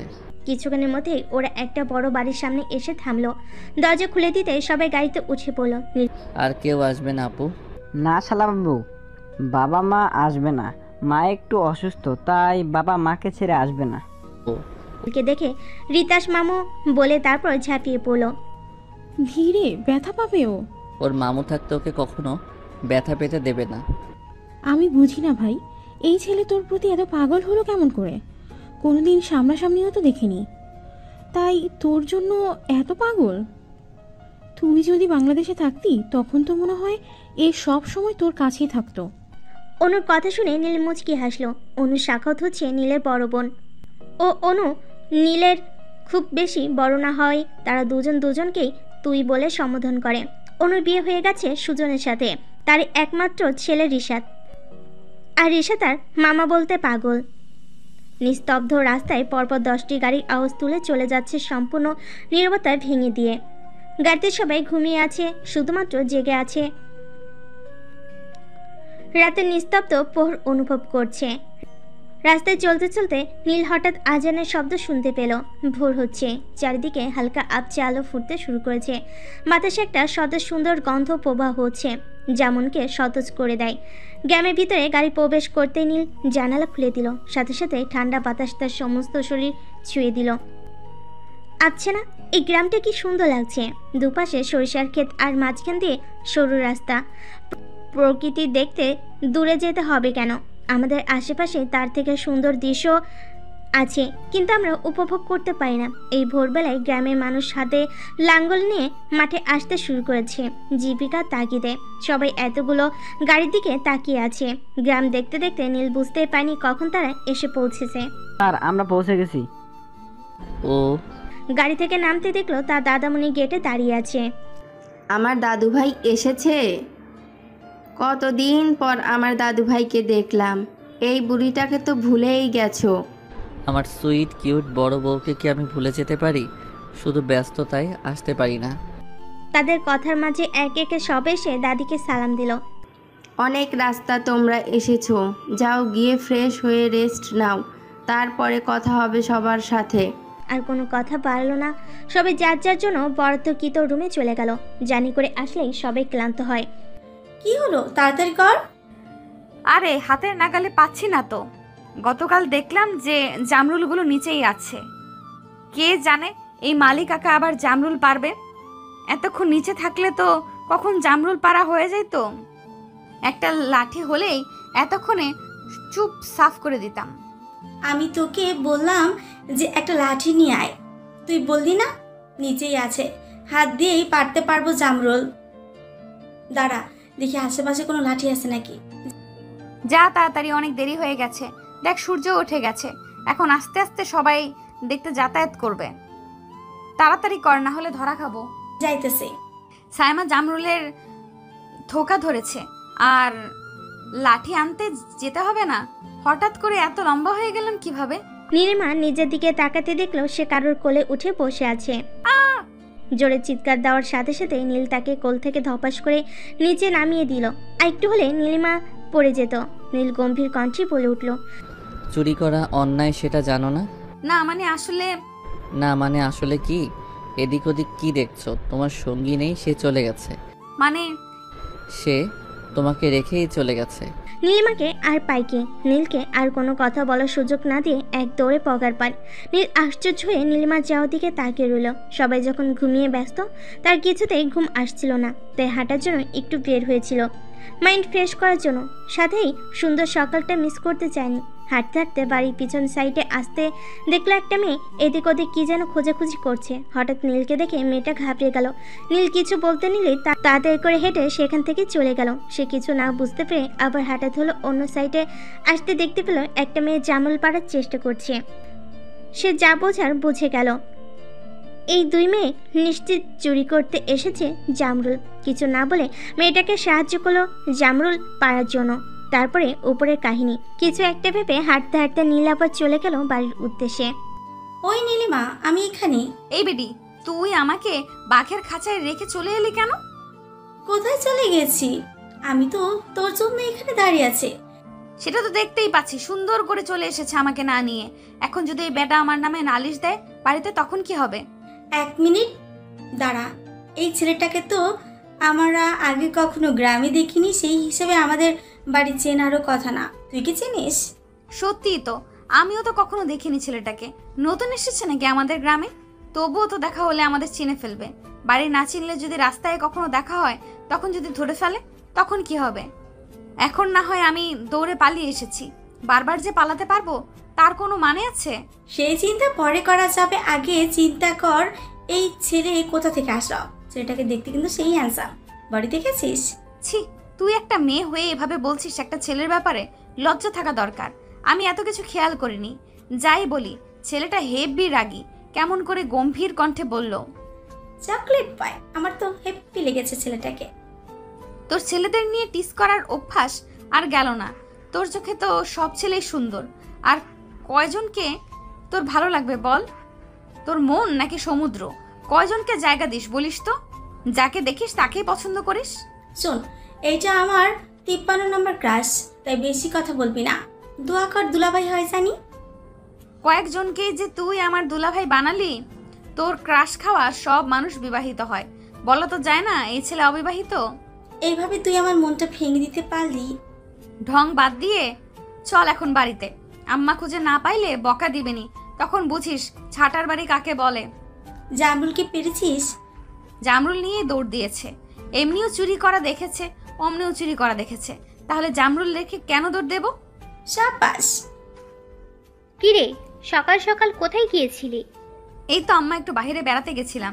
সকালবেলা হাঁটাহাঁটি করা স্বাস্থ্যের জন্য ভালো, তাই দেখলাম একটু হেঁটে আসি। স্বাস্থ্য ভালো থাকবে, সেই সাথে একটু বেড়ানোও হবে। বেড়াইতে গিয়েছিলি নাকি কারোর আকাম কুকাম করতে গিয়েছিলি? ছি আম্মা, তুমি আমাকে এত পচা ভাবো? আমি আবার কেন কারো আকাম কুকাম করতে যাব? আবার যদি বিচার আসে বাড়িতে, তাহলে তোর খবর আছে। এই বাড়িতে আর থাকতে পারবি না, বলে দিলাম। তুমি এই বাড়িতে আমাকে রাখার কে? এটা কি তোমার বাড়ি? এটা আমার বাপের বাড়ি। কি হয়েছে সকাল সকাল দুই মা মেয়ে কি নিয়ে এমন তর্ক বিতর্ক করছো? তোমার গুণধর মাইয়া সকালবেলা ঘুম থেকে উঠে কোথায় যেন গিয়েছিল, জানি না কার আবার কি কুকাম করে রেখে আসলো। এবার যদি আবার বিচার আসে ওর নামে বাড়িতে, আর ওকে থাকতে দেব না বলে দিলাম। দরকার হলে বিয়ে দিয়ে দিব। আমি বলেছিলাম তোমারে এই বিয়ে দিয়ে দেব। এখন যখন বিয়ে খাওয়ার শখ তোমার, আমার পেছনে কেন পড়ে আছো? এই দুই মা মেয়েকে নিয়ে আমি আর পারি না। নিশা, তুমি নাকি ছোট আছো, যাও তো তুমি রান্না করো। আর তুই মা যা ঘরে। তোমার মহারানীকে বলো কি দিয়ে রান্না করব। তার পছন্দ মতো খাবার না হলে আবার সে খাবে না। তোমরা যা মনে হয় তাই দিয়ে রান্না করে খাও। আমার জন্য শুটকি মাছ ভর্তা করো। ভর্তার ভিতর তোর এত কি বের হয়েছে যে ভর্তা খাইতে হবে সব সময়? বেশি ভর্তা খাইলে পেটের সমস্যা হবে না? আবার বলিস আম্মা আমার পেটে ব্যথা করছে, তখন তোকে ভর্তা খাইয়ে দিব। কে শোনে কার কথা? যার জন্য এত বক বক করছে সে তো ঘরে চলে গেছে। আচ্ছা, আমার কথা শোনো, আমি একটু শাখায়েতের বাড়িতে যাব। সবাই নাকি এসেছে, বড় আম্মা যাইতে বলছে। ঠিক আছে। শাওকত বাড়িতে সবাই ব্যস্ত যার যার মতো আয়োজন করতে। আগামীকাল আসিফ শাওকতের বাবার মৃত্যুবার্ষিকী উপলক্ষে পুরো গ্রামের মানুষকে খাওয়ানো হবে সেই আয়োজন। শীতে নীলকে নামাটা দেখে তার দাদি বলল, এই তো আমার বড় জামাই চলে আসছে, এখানে বসো বড় জামাই। তা আমার বড় বউ কি বলে? তার শরীর কেমন যাচ্ছে? আমার আর শরীর, আজ ভালো তো কাল খারাপ, এভাবেই চলছে দিনকাল। তোমাকে কতবার বললাম চলো আমাদের সাথে শহরে থাকবে, কিন্তু না, তোমার তো এখানেই থাকতে হবে। এখান থেকে যাই কেমনে বলো দাদু ভাই? তোমার দাদার কত স্মৃতি আনাচে কানাচে, তাকে একা ফেলে কেমন করে যাব দাদু ভাই? আর ওই শহরের চার দেয়ালের মধ্যে আমার ভালো লাগে না। এইখানে কত মানুষ আছে, সবাই আসা যাওয়া করে, সবার সাথে দেখা হয়, সাক্ষাৎ হয়। শহরে তো তোমার পুরো পরিবার থাকে, সেখানে গিয়ে থাকতে পারবা না? আমরা সবাই সেখানে, তুমি একা একাই এখানে পড়ে থাকো। তোমরা তোমাদের মতো থাকো, আমি এখানে তোমার দাদুর স্মৃতি নিয়ে বেশ ভালোই আছি। তোমার ইচ্ছে। তা বিয়ে করছো কবে দাদু ভাই? আমি কি নাত বউ দেখতে পারবো, নাকি তার আগেই মারা যাব? বউ থাকতে আবার কিসের বিয়ে? সবই বুঝি দাদু ভাই, আমার মতো বুড়িকে দিয়ে কি আর হবে? পাত্রী দেখা কি শুরু করব, নাকি পছন্দের কেউ আছে? সেরকম কেউ নেই। দাদি এবার গম্ভীর হয়ে বলল, তোমার বিয়ের বয়স হয়ে গেছে দাদু ভাই, এখন বিয়ে তো করতেই হবে, এটা স্বাভাবিক। আর কত দেরি করবে? তোমরা যেহেতু পছন্দের কেউ নেই, আমার পছন্দের মেয়ে আছে, তাকে আমার খুব পছন্দ। তার কথা শুনে সকলে তাদের দিকে তাকালো। কি বললেন আম্মা? এগুলো আপনি নীলের জন্য মেয়ে ঠিক করেছেন? কবে? আমাদের তো একবারও জানালেন না। অনেক দিন আগে। কোথায় জানলাম না, এই তো আজকে শুনলে তোমরা সবাই। আম্মা হঠাৎ করে বললেন, সবাই অবাক হয়ে গেছে। তোমাদের সবার মেয়ে পছন্দ হবে। মেয়ে খুব ভালো, আমাকে খুব ভালোবাসে, মাঝে মাঝে আমার সাথে দেখা করে যায় স্কুলে যাওয়ার সময়। স্কুলে যাওয়ার সময় মানে? আম্মা, আপনি এটা স্কুল পড়ুয়া নীলের জন্য ঠিক করেছেন? বয়স ডিফারেন্স দেখবেন না? মেয়ে দেখতে খুব সুন্দর। মেয়ে দেখতে যত সুন্দরী হোক আম্মা, তাদের মধ্যে বয়স পার্থক্য তো দেখতে হবে। এত ছোট মেয়ে নীলের জন্য আপনি কেমন করে ঠিক করলেন? কিসের বয়স করস তোরা? তোদের বাবার সাথে আমার বয়সের পার্থক্য জানিস না? মা, আগেরকার যুগের কথা আর এখনকার যুগের কথা অনেক পার্থক্য, আপনি বুঝতে পারছেন না। তোরা আমাকে বোঝাবি? তোদের পেট থেকে আমি হয়েছি নাকি আমার পেট থেকে তোরা হয়েছিস? আমার কি চুলগুলো এমনি পাকছে? আম্মা, আপনি আমার কথাটা বোঝার চেষ্টা করেন। তোর কথা আমার বোঝন লাগবো না, আমি যা কইব তাই হইব। এর ওপর জানি আর একটা কথাও না হয়। এখন যা সব আয়োজন এর ব্যবস্থা কর। এই অনুষ্ঠান শেষ হলে আমার দাদু ভাইয়ের বিয়া দিব। যাই হোক দাদিমা, তুমি একদম ঠিক কাজ করেছো। আমি তোমার সাথে আছি। আমরা তো একটা বিয়ে খাইতে পারবো, ধিন টানানা নাচতে পারবো, আনন্দ করতে পারবো। অনেকদিন হলো বিয়ে খাওয়া হয় না। তুমি ঠিক বলছো জয় দাদু ভাই। নীলের পর তোমার ও বিয়ে হবে, সেটা নিয়ে তুমি চিন্তা করো না। এখানে আবার তুমি আমাকে টানছো কেন? সম্পূর্ণ কথাই নীল ছিল নীরব দর্শক, সে শুধু শুনে গেল। অন্যদিকে হাসান খুব সূক্ষ্মভাবে নীলকে পর্যবেক্ষণ করছে। সে বুঝতে পারছে না নীল কোনো প্রতিবাদ করছে না। সে খুব ভালো করেই জানে নীল এমন অনেক কাজ কখনো মেনে নেবে না। তবু আজকে নীল চুপ, তার মানে ডাল মে কুচ কালা হে। এতক্ষণ সব কথা চুপচাপ দাঁড়িয়ে শুনছিল জায়মা। তার দুনয়ন জলে টইটুম্বুর করছে। এই সময় উপস্থিত হলো শাওন হাসান। আম্মা কেমন আছেন? সব সময় ভালোই থাকি, এখন তো সবাই আমাদের কাছে, এখন আরও ভালো আছি। তার নীলিমা দিদি ভাইকে নিয়ে আসলে না কেন? ওসব বাড়িতে নেই, যখন বাড়িতে আসবে তখন নিয়ে আসবো। ওর বান্ধবীর সাথে কোথাও যেন বেড়াইতে গেছে। তার শাওন কেমন আছে? ভালো আছি ভাই, আপনারা সবাই কেমন আছেন? অনেকদিন পর আসলেন গ্রামে। স্কুলে কি যাবেন? হ্যাঁ, স্কুল সম্পর্কে জিজ্ঞাসা করতে চাচ্ছিলাম। স্কুল কেমন চলছে? ভালোই চলছে, আপনাদের দোয়াই। আমাদের দোয়াই কেন হবে বলো, আল্লাহর দোয়াই সব ভালোই চলছে। তোমার মেয়ে মনে হয় বড় হয়ে গেছে। হ্যাঁ, এই তো এসএসসি শেষ হলো, এখন কলেজে উঠবে। তোমার মেয়েটা তো খুব শান্তশিষ্ট। আগের মতো আর নেই, সময়ের সাথে সাথে সব কিছু বদলে যায়। আরও আমরা তো মানুষ। যাই হোক, তোমার বিয়ে পড়াশোনা কেমন চলছে? যত যাই হোক, পড়াশোনার প্রতিও কখনো গাফলতি করে না, পড়াশোনা সবসময় সিরিয়াস। ওর ইচ্ছে ঢাকা বিশ্ববিদ্যালয়ে পড়াশোনা করবে। এটা খুব ভালো কথা। জি। আরে নীলা বাবা যে, বিদেশ থেকে কবে আসলে? এই তো আঙ্কেল 3 দিন হয়েছে, এসেই তো গ্রামের বাড়িতে চলে আসলাম। বেশ ভালোই হয়েছে এসেছো। আবহাওয়ার একটা পরিবর্তন করার দরকার। সবসময় এক পরিবেশ থাকলে তো আর মন মেজাজ ভালো থাকে না। জি। বাসার সবাই কেমন আছে? আলহামদুলিল্লাহ, সবাই ভালো আছে। সবাই যার যার মতো গল্প করতে লাগলো। নীল নিজের রুমে চলে গেল সবাইকে গল্প করতে দেখে। সাধারণত নীল এত মানুষজন পছন্দ করে না, সবার সাথে কথা না বলে কেমন দেখা যায়, তাই নিজে এসেছিল। নীলের পিছনে পিছনে হাসানও আসলো নীলের রুমে। কিছু বলবে হাসান? জি স্যার। এত ছোট মেয়ের সাথে আপনার বিয়ের কথা বলছে, আপনি কিছুই বললেন না? আমার জানা মতে আপনি তো এমনটা কখনোই হতে পারবেন না। জানো যখন, তাহলে তোমাকে প্রশ্ন করার মানে কি? স্যার, আমি আপনাকে প্রশ্ন করছি না, আমি আপনাকে জিজ্ঞাসা করছি। আপনি কেন কিছু বললেন না? আপনি তো এমন না, আপনি না করলে আর আপনার সাথে কিছু বলার সাহস পেত না। তুমি কি মনে করেছো আমি কোনো কিছুর খোঁজ খবর না নিয়ে চুপ করে বসে আছি? যখন সময় হবে তখন ঠিক বুঝতে পারবে। আর কোনো প্রশ্ন? না স্যার। স্যার, আজকে বিকেলে আপনার বিদেশি ক্লায়েন্টের সাথে অনলাইন মিটিং আছে। ঠিক আছে, তুমি এখন যাও আমার রুমে, যেন কেউ না আসে সেটা খেয়াল রেখো। আমি এখন ঘুমাবো, আমাকে যেন কেউ ডিস্টার্ব না করে। জি স্যার। ও মা গো, আমার কোমরটা ভেঙে গেল গো। এই মাঝ রাস্তায় খাম্বা আসলো কোথা থেকে? এতদিন তো ছিল না। এই মেয়ে দেখে শুনে চলতে পারো না? চোখ নাকি চোলা?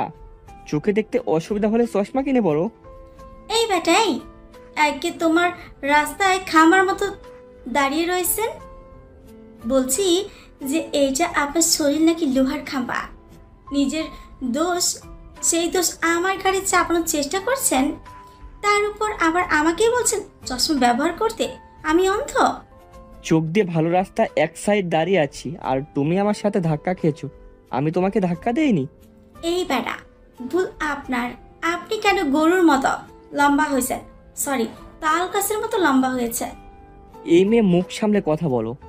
আমি তাল গাছ না, তুমি নিজেই বামুন। তাতে আবার আমাকে বলতে আসছে আমি তাল গাছ।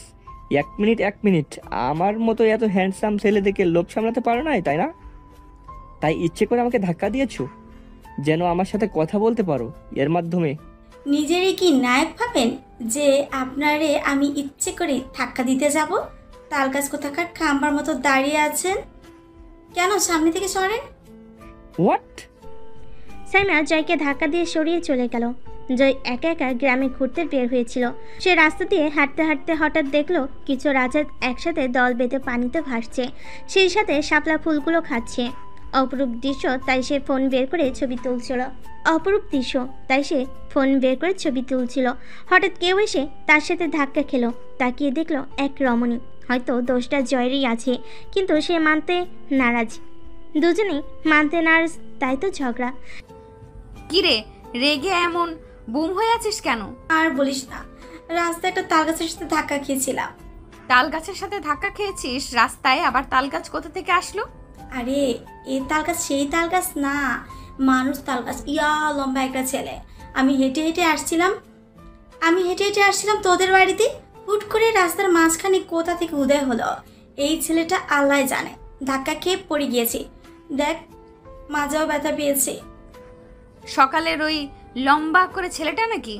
না না, সকালের ওই লম্বা করে ছেলেটা না, তবে ওই ছেলেটার মতোই লম্বা ফর্সা, কিন্তু সকালের ওই ছেলেটার মতো এই ছেলেটার একটা বডি বিল্ডার নাই। ওই ছেলেটার থেকে এই ছেলেটা চিকন। মনে হয় কি জানিস, আত্মীয় হতে পারে। দুজন আত্মীয়? আমার মনে হয় কি জানিস, এরা দুজনে সাখাওয়াত বাড়ির লোক। সকালে জামরুল পেরে বাড়িতে আসলাম না, তখন বাবার সাথে দেখা। ঘরে যাওয়ার সময় শুনলাম বাবা মাকে বলেছে সাখাওয়াত বাড়িতে যাবে নাকি, সবাই এসেছে। ও, তবে যাই বলিস, ছেলে দুইটা দেখতে কিন্তু সুন্দর। এই দুইটাকে আবার পছন্দ হলো নাকি তোর? তুই যে কতজনকে পছন্দ করলি? আরে না, এসে রাতে 1 নম্বরে ঝগড়াটে। এই ছেলে যাকে বিয়ে করবে তার বউয়ের সাথে সব সময় ঝগড়া লেগেই থাকবে। এমনভাবে ঝগড়া করে জানিস, মনে হয় মেয়ে মানুষ ফেল। একটা কথা মাটিতে পড়তে দেয় না, তার আগে ওই ছেলেটা উত্তর দিয়ে দেয়। ঝগড়াটে হোক আর যাই হোক, তোর পছন্দ হয়েছে, আর আমি তোর কথা শুনে বুঝতে পারি। নীলিমার কথা শুনে সাইমা একটু মুচকি হেসে বলল, সুন্দর ছেলের উপর ক্র্যাশ খাবো না, তা কখনো হয়? তুই যে কবে সিরিয়াসলি কারোর উপর ক্রাশ খাবি সেটা আল্লাহ জানে। চল পুকুর পাড়ে যাই। এখন আবার তোরা কোথায় যাচ্ছিস? আমার রান্না হয়ে গিয়েছে, তাড়াতাড়ি খেতে আয়। রান্নাঘর থেকে চেঁচিয়ে বলল, মা, আমরা পুকুর পাড়ে যাচ্ছি। খাওয়া দাওয়া করে তারপরে যা পুকুর পাড়ে। আমি আবার বারবার ডাকাডাকি করতে পারবো না। সাইমা এসেছে, সাইমাকে সাথে নিয়ে আয়। দুজনে একসাথে খাওয়া দাওয়া করে তারপরে যা। আসতেছি, চল সাইমা। ভাই ঘুম থেকে ওঠ, দুপুর হয়ে গেল, এখন উঠছিস না? উঠি। এত ঘুম পাড়ছিস, চুরি করতে গেছিলি নাকি? জয় চুরি করার কথা শুনে সকলের কথা মনে পড়ে গেল।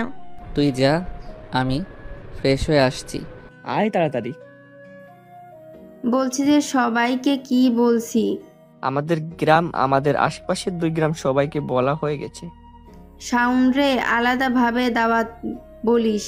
তুমি তো বলে দিলে ওরে, আমরা আবার কি বলবো? কিছুদিন পর আত্মীয় হয়ে যাচ্ছে, একটা বিষয় আছে না? কিসের আত্মীয় বলো তো? সময় যখন হবে তখন বুঝতে পারবি। আমার সাদা জামাটা কোথায়? সাদা জামাটা খুঁজে পাচ্ছি না তো।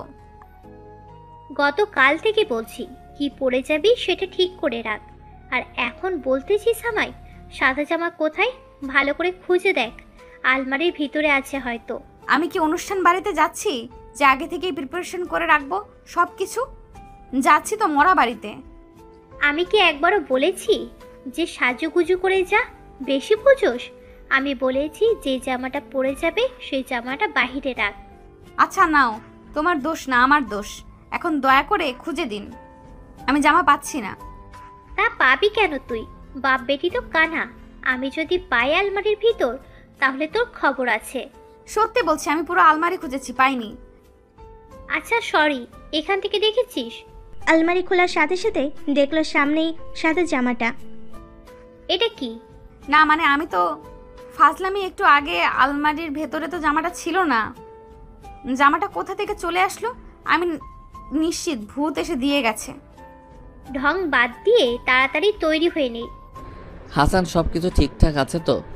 দেখো, আয়োজনের যেন কোনো কমতি না থাকে, কেউ যেন কোনো কথা না বলতে পারে। জি স্যার। কথা বলতে বলতে নীল দরজার দিকে তাকাতেই দেখলো একটা সাদা শুভ্রপরী তাদের বাড়ির ভিতরে আসছে। একধানে তাকিয়ে রইল সেই শুভ্রপরীর দিকে। নীলিমা সাখাওয়াত বাড়িতে প্রবেশ করতেই নীলের দাদি এসে নীলিমাকে তার সামনে নিয়ে গিয়ে বসালেন। কি রে ছুরি, কেমন আছিস? জি দাদি, ভালোই আছি। আপনি কেমন আছেন? তুই তো ভুলেই গেছিস ছুরি, আমারে কয়দিন ধইরা তো তোকে দেখি না। আমার সাথে দেখা করস না কেন? আমি এখন এ বাড়িতে এসে কি করব? তোমার ছেলে মেয়ে তো সবাই চলে আসছে। তাই বলে আমার কোনো খোঁজ খবর নিবি না? নীলিমা দাদির সাথে কথা বললেও তার কেমন যেন অস্বস্তি লাগছে। মনে হচ্ছে কেউ তাকে গভীর চোখে পর্যবেক্ষণ করছে। কথায় আছে মেয়েদের নাকি 3 চোখ, সামনে 2 চোখ, আর মেয়েদের পিছনে নাকি আরও 1 চোখ থাকে। সেই কারণেই তাদের দূর থেকে কেউ পর্যবেক্ষণ করলে, কেউ তাদের দিকে খারাপ নজরে তাকালে তারা বুঝতে পারে। কিরে, কি হইল? না দাদি, কিছু হয় নাই তো। এত লক্ষ্মীমন্ত মেয়ে তুমি কোথা থেকে নিয়ে আসছো বলো তো নিশা? কি যে বলেন আম্মা, এর মতো বিচ্ছু এই গ্রামে আরো 2-1টা আছে নাকি সন্দেহ? আর আপনি বলছেন লক্ষ্মী মন্ত্র মেয়ে, পুরো গ্রাম চুষে খায়। আপনি তাহলে খবরই জানেন না। এই বয়সে আমরাও এমন ছিলাম নিশা, আমরাও বিচ্ছুপনার কথা। আসলে তো তুমি অজ্ঞান হয়ে যাইবা। কত যে মাইর খাইছি আমার আম্মার হাতে তা বলার বাইরে। ওই দিনগুলো আর ফিরে আসবো না। তা শাওন কই? সে তো বাহিরে আছে, সবার খাবার তদারকি করছে। ও। নীলিমা দুজনের কথার মাঝখান থেকে উঠে চলে আসলো, সরাসরি দোতলায় চলে আসে। হঠাৎ দেখলো একটা ঘর খোলা। সেই ঘরটায় সে সবসময় তালা দেওয়া দেখে। কৌতূহলবশত ঘরের ভেতর প্রবেশ করতেই সে হা হয়ে গেল। এত সুন্দর করে সাজানো। যেতে যেতে সম্পূর্ণ রুম দেখছিল। হঠাৎ ওয়াশরুম থেকে নীল বেরিয়ে এলো, শুধুমাত্র একটা বাথটব পরে। নীলিমা চোখ বড় বড় করে নীলের দিকে তাকিয়ে রইল। ছি ছি, এরকম একটা ছেলে দেখে তুমি কিভাবে তাকিয়ে আছো? তোমার লজ্জা করছে না? একটা ছেলে তুমি হরণ করছো, তোমার নামে তো ছেলেদের নির্যাতনের কেস হওয়া দরকার। আপনি যদি এইভাবে আমার সামনে দাঁড়িয়ে থাকতে পারেন, আমি কেন তাকিয়ে থাকতে পারবো না আপনার দিকে? বলে গটগট পায়ে নীলের রুম থেকে বের হয়ে গেল নীলিমা। নীলিমার এমন কথা শুনে নীল হা করে তাকিয়ে রইল। অবাকের আশ্চর্য সীমায় চলে গেছে সে। রুম থেকে বের হয়ে লম্বা একটা নিঃশ্বাস নীলিমা নিল। ভীষণ লজ্জা পেয়েছে সে, কিন্তু প্রকাশ করেনি। রুমের সামনে দিয়ে অনু যাচ্ছিল, নীলিমাকে দেখে বলল, তুমি কে? ছিলাম না তো। আমি শাওন হাসানের একমাত্র মেয়ে নীলিমা। ও তুমি শাওন আঙ্কেলের মেয়ে, কত বড় হয়ে গেছো। তোমাকে কত ছোট দেখেছিলাম, তাই এখানে দাঁড়িয়ে আছো কেন? চলো। বলে অনু নীলিমাকে নিয়ে চলে গেল অলিদের কাছে। এত সুন্দর দেখতে মেয়েটাকে আপু? নীলিমা শাওন আঙ্কেলের মেয়ে। ও, ঠিক মনে পড়ছে না। মনে পড়বে কেমন করে, আমারই চিনতে অসুবিধা হয়েছিল। কত বড় ধরে আসা হয় না, কত বছর ধরে আসা হয় না। বেশিরভাগ সময় তো বাবা চাচারাই আসে গ্রামে। তা ঠিক। আল্লাহ, তোমার এত বড় চুল আর এত ঘন চুল। দেখি তোমার মাথা থেকে কাপড়টা সরাও। বলে অলি নীলিমার মাথা থেকে কাপড় সরিয়ে দিল। আল্লাহ, এত ঘন চুল, এত লম্বা, তুমি শুকাও কেমনে এই চুল ভেজানোর পর? পুকুর পাড়ে বসে বাতাসে, আর শীতের দিনে রোদে। তোমার গরম লাগে না? তা তো একটু লাগেই, অভ্যাস হয়ে গেছে। আর দেখো, আমার চুল বড়ই হতে চায় না, তাই রাগ করে কেটে ছোট্ট করে ফেলেছি। আমাদের সব ভাই বোনদের মধ্যে শুধু জায়মা আপুর চুল একটু বড়, তাও পিছনে মাঝখানে বরাবর। আমার লম্বা চুল পছন্দ হলো, কিছু করার নেই, কারণ আমার চুল বড় হতে চায় না। ও, আমার ভাই নীল লম্বা চুল খুব পছন্দ করে জানো। ও সব সময় আমার কাছে বলে, আপু আমি যদি বিয়ে করি তাহলে লম্বা চুলের মেয়েকে বিয়ে করব। ও, তোমার চুলে কি ব্যবহার করো? তেমন কিছুই ব্যবহার করি না। আমার চুল নাকি ছোটবেলা থেকেই এত ঘন, যার কারণে লম্বা তাড়াতাড়ি হয়। আমি যদি 2 মাস চুল না কাটি তাহলে আমার চুল হাঁটুর নিচে চলে যায়, আর এত বড় চুল তো আমার পক্ষে রাখা সম্ভব না। তাই প্রতি 2 মাস পরে পরে কেটে ফেলি। সব সময় হাঁটুর উপরেই রাখি চুল। ও, এত আয়োজনের মধ্যে দিয়ে কখন সন্ধ্যা হয়ে গেল কেউ বুঝতেই পারল না। সন্ধ্যায় খাওয়া দাওয়া শেষে সবাই ড্রয়িং রুমে বসেছিল। এমন সময় নীলের দাদি হাতের গহনার বাক্স নিয়ে নীলিমার সামনে বসলো। আম্মা, হঠাৎ করে গহনার বক্স কেন বের করলেন? আর এটা তো আমাদের বাড়ির গহনার বক্স, এটা তো। এটাতে আমার দাদি শাশুড়ির গহনা। এটা আমি নীলের বউয়ের দেয়ার জন্য রাইখা দিছিলাম। আজকে ওর জন্য ঠিক করা মাইয়ারে পরাই দিমু। এখানে নীলের বউ আসলো কোথা থেকে? তিনি কারোর কোনো কথা না শুনে গহনার বাক্স খুলে তার ভেতর থেকে সুন্দর একটা হীরের হালকা হার বের করলো। কেউ দেখে বলতে পারবে না এটা পুরনো জামানার হীরের হার। বুঝলে বৌমা, আমার দাদি শাশুড়ি খুব আধুনিক যুগের মানুষ ছিলেন। সে যুগের মানুষ হয়েও তার চিন্তা ভাবনা এত আধুনিক ছিল। সে এই যুগের ছেলে মেয়েদের জন্য এমন হার তৈরি করেছেন নিজস্ব কর্মকার দিয়ে। কথা বলতে বলতে তিনি নীলিমাকে হঠাৎ করে হারটা পরিয়ে দিল। সাথে সাথেই সকলে চমকে উঠল। আম্মা, আপনি এটা কি করছেন? নীলিমাকে আর পড়াচ্ছেন না কেন? নীলিমাকে আমার নীল দাদু ভাইয়ের বউ করব। এটা আমি অনেক আগে থেকেই ভেবে রেখেছিলাম। আম্মা, আপনি এটা কেমন কথা বললেন? আমার নীলিমা তো অনেক ছোট, ও সংসারের কি বুঝবে? কেন, আমার নীল দাদু ভাই কি অযোগ্য কোনো পাত্র? না আম্মা, আমি সেটা বোঝাতে চাইনি আপনাকে, আপনি ভুল বুঝছেন। তাহলে এইটাই ফাইনাল। হঠাৎ করে কি হয়ে গেল নীলিমা কিছু বুঝে উঠতে পারছে না। মনে হচ্ছে সে যেন একটা ঘোরের মধ্যে আছে, তার কিছুই বোধগম্য হচ্ছে না। অলি, অনু। জি দাদি। নীলিমাকে তোমাদের রুমে নিয়ে যাও, ওদের সাথে আমার কথা আছে। জি। নীলিমাকে রুমে নিয়ে গেলেই নীলের দাদি বলে উঠল, কার কি প্রশ্ন আছে করে ফেলো। নীলিমাকে আর পড়াচ্ছেন কেন? আম্মা, আমি আপনার সিদ্ধান্তকে সম্মান করি, কিন্তু এভাবে কাউকে না জানিয়ে বিষয়টা আমার কাছে। তোমার কি আমি জানাইনি শাওন? জানিয়েছেন আম্মা। আমি সবসময় মনে করছি যে আপনি হয়তো এমনই বলছেন, কিন্তু হঠাৎ করে এমনটা হয়ে যাবে আমরা কেউ কল্পনাও করি নাই, তাও আজকে একটা দিনে। আমার শাওন ঠিক বলেছে কিন্তু। শাওন, কি বলো বেয়াই? আমার মেয়েটার দিকে তাকিয়ে দেখেছেন মেয়েটা কতটা ভয় পেয়ে গেছে, ওর মাথায় কতটা চাপ পড়েছে। আমার কি বিয়ে হয় নাই? আমার তো বিয়ে হয়েছে এর থেকে ছোট থাকতে। বুঝি না বাপু এত কিসের কথা। এখনকার যুগে আবার এত চিন্তাধারা ভিন্ন মানুষের। শোনো, মেয়ে ছেলে দুজনেই বিয়ের বয়স হয়েছে। তাকে রাখতে দেখে কেউ আর কিছু বলল না। আম্মা, সব মেনে নিলাম, কিন্তু আমার মেয়েটা তো আমার কাছে থাকবে, অনুমতি দিন। না, আজকেই বিয়ে পড়ানো হবে। কালকে নাকি দাদুভাই চলে যাবে অফিসের কাজে। জি। তোমার কি কোনো আমত আছে এই বিয়েতে? না। কাজী ডাকার ব্যবস্থা করো, আজকের মধ্যে বিয়েটা যেন হয়। বিয়েটা হওয়ার পর নীলিমা দাদু ভাইয়ের সাথে চলে যাবে ঢাকায়। তারপর এক সময় বড় অনুষ্ঠান করা হবে। নীলিমাকে পড়াশোনা করানোর জন্য শহর তো যেতেই হবে। নিশা কিছু বলতে পারছিল না, সইতেও পারছে না। বিয়েটাই যে সে অমত, সে এমনটাও নয়, কিন্তু তার মেয়েটা ছোট, হঠাৎ করে সব কিছু হয়ে গেল। মেয়েটা মানতে পারবে তো, এইটা নিয়ে চিন্তায় আছে। তার কাঁধে হাত রাখলো নীলি সাখাওয়াত। কি ভাবছো? আপা, মেয়েটা তো আমার ছোট, সংসার সম্বন্ধে কোনো জ্ঞান হয়নি। আম্মার কারণে কিছু বলতেও পারছি না, সইতেও পারছি না। ছোট তো কি হয়েছে, আমরা সব শিখিয়ে পড়িয়ে নেব, চিন্তা করো না। বাড়িতে তো আরও দুটো মেয়ে আছে, ওদের মতো করেই রাখবো।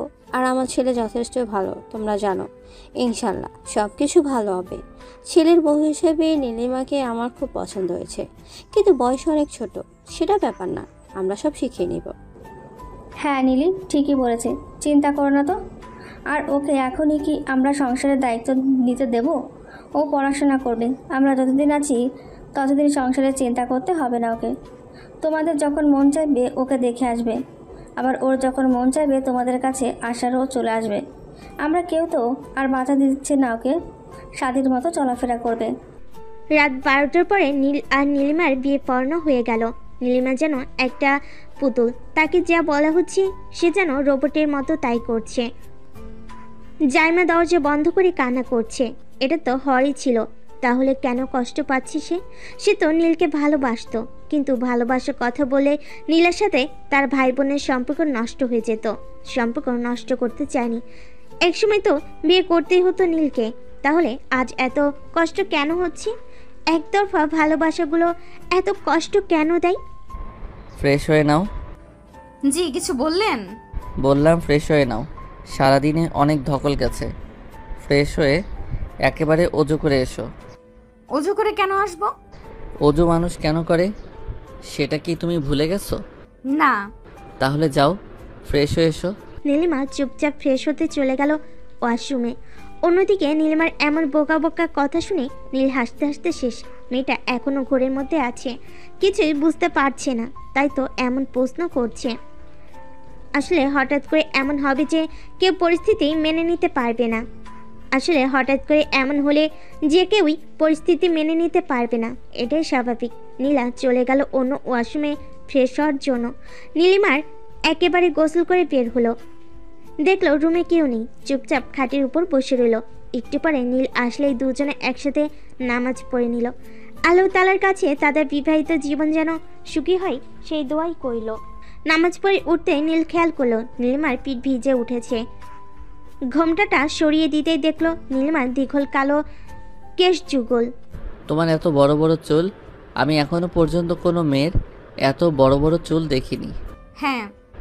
তুমি আর এখন থেকে কখনো চুল কাটবে না, আর তোমার চুলের দায়িত্ব সব আমার। আমি তোমার চুল দেখে রাখবো, তোমার চুলের যত্ন নেব। দেখি, এইদিকে এসো, চুলগুলো ভিজে আছে, তোমার ঠান্ডা লাগবে। বলেই নীল নীলিমার চুলগুলো তোয়ালে দিয়ে সুন্দর করে মুছিয়ে দিল, তারপরে হেয়ার ড্রায়ার দিয়ে শুকিয়ে দিল। নীলিমার চুল থেকে সুন্দর একটি স্মেল আসছে, এই স্মেল যেন নীলকে পাগল করে দিচ্ছে। ধীরে ধীরে নীলিমার চুলের মধ্যে মুখ গুজে দিল নীল, তারপরে ছোট্ট করে চুমু খেলো কয়েকটা। চুলের ঘনত্বের কারণে নীলিমা বুঝতে পারলো না, তবে এতটুকুন বুঝতে পারলো নীল তার খুব কাছে। আমার খুবই ক্লান্ত লাগছে। নীলিমার কথায় নীলের ঘোর ভাঙলো, নীলিমাকে ছেড়ে দূরে চলে গেল। বিছানায় গিয়ে ঘুমিয়ে পড়ো। নীলিমার কোনো কথা না বাড়িয়ে চুপচাপ বিছানার এক কোণে গিয়ে ঘুমিয়ে পড়লো। কিছুক্ষণের মধ্যেই বারান্দা থেকে এসে দেখে নীলিমা গুটিসুটি মেরে ঘুমিয়ে আছে। এসির পাওয়ারটি একটু কমিয়ে দিয়ে নীলিমার শরীরে কাঁথাটা সুন্দর করে টেনে দিল। নীলিমার ওপর পাশে সে নিজেও শুয়ে পড়ল। চারিদিকে ফুরফুরে বাতাস, আকাশে হালকা মেঘ, কিছুক্ষণ পরপর সূর্যকে আড়াল করছে। সকালটা কেমন যেন গোমট, মেঘাচ্ছন্ন রোদে উজ্জ্বল আকাশ, চারিদিকে পাখি কিচিমিচির শব্দ। জানালার কাছে একটা দোয়েল পাখি ঠোকরাচ্ছে, সেই শব্দে ঘুম ভেঙে গেল নীলিমার। পিটপিট করে চোখ খুলতেই নিজেকে একটা অচেনা রুমে আবিষ্কার করলো। পাশে তাকাতে দেখতে পেল কে যেন শুয়ে আছে। তড়িঘড়ি করে শোয়া থেকে উঠে বসে পড়ল। কিছুক্ষণ জিম মেরে বসে থেকেই মনে পড়ল, আরে তার তো গতকাল বিয়ে হয়ে গেছে, সেটা কারোর কাছে স্বপ্নের মতো। অন্যদিকে নীলিমার তাড়াতাড়ি ওঠার কারণে নীলের ঘুম ভেঙে গেল। ঘড়ির কাঁটায় 9টা বেজে 30 মিনিট। নীল ঝট করে উঠে বলল, আল্লাহ, এত দেরি হয়ে গেল।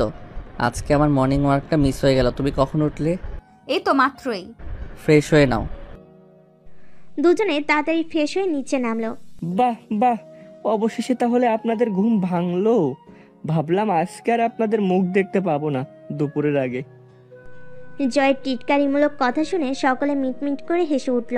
নীল চোখ গরম করে তাকালো। নীলমার কথাই কোনো মানে বুঝতে পারল না। মা, হ্যাঁ বল। বাড়িতে যাব না? এটা বললে কি হয়? এখন তো এইটাই তোমার বাড়ি, এখন থেকে এখানেই থাকতে হবে। আর আজকে তুমি ঢাকায় চলে যাবে। ঢাকায় চলে যাব মানে? ওইখানে তোমার বর থাকবো, শ্বশুর বাড়ির সবাই তোমাকে, তাই তোমাকে এখান থাকতে হবে। আর পড়াশোনার জন্য তো তোর ঢাকায় যাইতে হবে। প্রশ্নবোধক চোখে নীলিমা তার বাবা মায়ের দিকে তাকালো। শাওন চোখে ইশারায় হ্যাঁ বোধক বোঝালো। সকলে খাওয়া দাওয়া শেষে নীলিমাকে নিয়ে নীল, জয়, অনু, অলি সবাই নীলিমাদের পাশে গেল নীলিমার প্রয়োজনীয় জিনিস আনতে। আশেপাশে মোটামুটি জানজানি হয়ে গেছে যে নীলিমার সাথে নীলের বিয়ে হয়েছে। সবে এসেছে তাদের বাড়িতে। সাইমা খবর শুনে দৌড়ে নীলিমাদের বাড়ির সামনে এসে দাঁড়ালো। দেখলো মানুষের প্রচণ্ড ভিড়। একেবারে বাড়ির ভিতর প্রবেশ করতেই দেখলো বাড়ির ভিতর কিছু অপরিচিত মানুষ। শুধু জয়কে চিনতে পারলো। জয় সাইমাকে দেখে বলল, আরে ঝগড়ুটে যেখানে। সাইমা কিছু না বলে সরাসরি নীলিমার রুমে গেল। দেখলো নীলিমা জামা কাপড় গোছাচ্ছে। আমাকে না জানি বিয়ে করে নিলে, এখন আমাকে রেখেই চলে যাচ্ছিস। তুই এসেছিস আমার সাথে রাগ করছিস? বিশ্বাস কর, আমি এসবের কিছুই জানতাম না। তুই আমাকে কথা দিয়েছিলি পরীক্ষা শেষে কোথাও যাব না কেউ, তুই আমাকে রেখে চলে যাচ্ছিস। আমি একা একা কেমন করে থাকবো? তুই তো ঢাকায় ভর্তি হবি, দুজনে একসাথে একই কলেজে ভর্তি হব। তোর মতো এত ভালো ছাত্রী আমি নাকি? কে বলেছে তুই ভালো ছাত্রী না? দেখিস আমরা কি কলেজে ভর্তি হব। সাইমা হঠাৎ করে নীলিমাকে শক্ত করে জড়িয়ে ধরল। নীলিমা ডুকরে কেঁদে উঠল। সাইমা ফুপিয়ে ফুপিয়ে কাঁদতে শুরু করলো। কান্নার শব্দ পেয়ে সকলের রুমে এসে দেখলো তাদের এই কাহিনী। সকলের চোখ চলচল করে উঠল। অনেকক্ষণ পরে দুজন দুজনকে ছেড়ে কিছুটা স্বাভাবিক হলো। দুজনকে একসাথে সময় কাটানোর জন্য সবাই রুম থেকে বের হয়ে গেল। দুজনে গল্প করতে করতে কাপড় গোছাচ্ছে। কখন যে সময় পার হয়ে গেল কেউই বুঝতে পারলো না। হ্যাঁ, গাড়ি চলে এসেছে, এখন যেতে হবে। যাওয়ার কথা শুনতে নীলিমার বুকে ধক করে উঠল। সাইমা নীলিমাকে গাড়িতে উঠিয়ে দিল। গাড়ি যত দূর যায় নীলিমা জানালার বাহিরে দিয়ে তাকিয়ে রইল। সাইমাও চলে গেল তাদের বাড়ির উদ্দেশ্যে। এক বন্ধুত্বর বিচ্ছেদ ঘটল। যদিও বন্ধুত্বের বিচ্ছেদটা সাময়িক সময়ের জন্য, তবুও কষ্টটা হাজার গুণ বেশি। নীলিমা জানালার পাশে মাথা ঠেকিয়ে কাঁদতে লাগলো। নীলের কষ্ট হলেও কিছু করার নেই, এটাই প্রকৃতির নিয়ম। নীলিমাকে টেনে তার বুকের মধ্যে চাপটে ধরল। জাইমা সেটা দেখে অন্যদিকে মুখ ঘুরিয়ে তাকালো। নীলিমার বাবা, আজকে বাড়িটা দেখো কেমন ফাঁকা ফাঁকা লাগছে। কেউ আমার সাথে তর্ক করছে না, বুকটা খা খা করছে। তুমি বাহির থেকে আসলে কেউ বলল না যে আমার জন্য কিছু এনেছো বাবা? মেয়েটা আজকে কত দূরে। কান্না করো না, সব ঠিক হয়ে যাবে। তুমি দেখো মেয়েটা খুব ভালো থাকবে। ঢাকায় যে আমাদের একটা ফ্ল্যাট আছে না, চলো যাব। মেয়েটাকে ছাড়া এত দূর থাকতে ইচ্ছা করছে না। সত্যি? ভেবেছিলাম মেয়েটাকে ঢাকায় ভর্তি করালে তখন সবাই চলে যাব ঢাকায়, ফ্লাইটে থাকবো। কিন্তু এখন তো মেয়েটা শ্বশুর বাড়ি চলে গেল, তাই আর এইখানে থেকে কি হবে? মেয়ের থেকে এত দূরে থাকবো কিভাবে? এখন খুশি? নীলিমা কান্না করতে করতে নীলের বুকের মধ্যে কখন ঘুমিয়ে পড়ছে বুঝতেই পারেনি। নীল সিটে হেলান দিয়ে নীলিমাকে জড়িয়ে ধরে বসে রয়েছে। মাঝরাতে সকলে বাড়িতে পৌঁছালো। ভাই আগে গাড়ি থেকে নামিস না, ভাবিকে দেখে তোল। তারপর দরজায় এসে দাঁড়িয়ে থাকা বড় আম্মু বলছে বরণ করে ঘরে তুলবে। নীল খুব ধীরে নীলিমাকে ডেকে তুলল ঘুম থেকে। দুজনে একসাথে সদর দরজার সামনে দাঁড়াতেই নীলিমা সাখাওয়াত বরণ করে তাদের ভেতর নিয়ে আসলো। নীলিমা এদিক ওদিক তাকিয়ে সম্পূর্ণ বাড়ি দেখছে। এই বাড়িটা গ্রামের বাড়ি থেকে অনেক বড়। নীল, ওকে নিয়ে রুমে যাও, মেয়েটা অনেক ক্লান্ত, এতক্ষণ জার্নি করে এসেছেন, নিশ্চয়ই অনেক খারাপ লাগছে, ফ্রেশ হয়ে ঘুমিয়ে পড়ো। নীল নীলিমাকে নিয়ে চলে গেল তার রুমে। যাও ফ্রেশ হয়ে নাও। নীলিমা বাথরুম দেখে হা হয়ে গেল। তার রুমের থেকেও বড় এই বাথরুম, সেই সাথে কত স্কিন কেয়ার প্রোডাক্ট। নীলিমা মেয়ে হয়েও এত স্কিন কেয়ার করে না। নীলিমা ফ্রেশ হয়ে বের হতেই নীল চলে গেল ফ্রেশ হতে। নীল বাইরে এসে দেখে নীলিমা বিছানার এক কোণে আরামে ঘুমিয়ে আছে। নীলিমা সকালে ঘুম থেকে উঠে দেখে রুমের মধ্যে কেউ নেই। ঘড়ির দিকে চোখ যেতেই দেখতে পেল 10টা বেজে গেছে। বিছানা থেকে নেমে সমস্ত রুম ঘুরে ঘুরে ভালো করে দেখতে লাগলো। হঠাৎ খাটের পাশের দেওয়ালে বড় করে নীলের ছবি টানানো দেখেই বোঝা যাচ্ছে ছবিটা হয়তো দেশের বাইরে ওঠা। হঠাৎ করে চোখ গেল রুমের এক পাশের দেওয়ালে সম্পূর্ণ পর্দা টানানো। পর্দা সরালে দেখতে পেত কাছের থাই গ্লাস সম্পূর্ণ ওয়াল জুড়ে। থাই সরাতে বিশাল বড় বারান্দা, বিভিন্ন ধরনের গোলাপ গাছ। নিমিষেই ধরে ফেলল নীলের গোলাপ পছন্দ। বারান্দার এক কোণে গোল দোলনা। নীলিমার তো দোলনা খুব পছন্দ, তাকে আর পাইকে দোলনায় গিয়ে বসে পড়ল। বারান্দাটা আমার কাছে খুবই পছন্দ হয়েছে, একদম আমার মনের মতো। ওই বেটা নিজের অজান্তেই আমার পছন্দ মতো বারান্দা সাজিয়েছে। থুরি, বেটা কেন বলছি, আমার তো বর হয়। অন্যদিকে নীলিমার কর্মকাণ্ড সবকিছু পর করছে সেটা নীলিমা জানতে পারল না। ভাবি ভাবি আরও ডাকার আওয়াজ শুনে নীলিমা তাড়াতাড়ি করে রুমে এসে দেখলো অলি দাঁড়িয়ে আছে। জি আপু বলেন। হ্যাঁ, অনেক বেলা হয়ে গেছে, মম তোমাকে খাওয়ার জন্য ডেকেছে।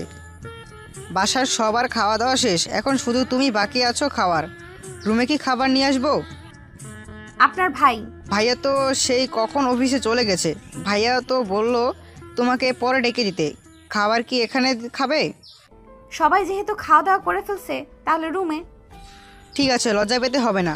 আমি মমকে বলে লতাকে দিয়ে খাবার পাঠিয়ে দিচ্ছি। অলি রুম থেকে চলে যেতে নীলিমা ফ্রেশ হতে চলে গেল।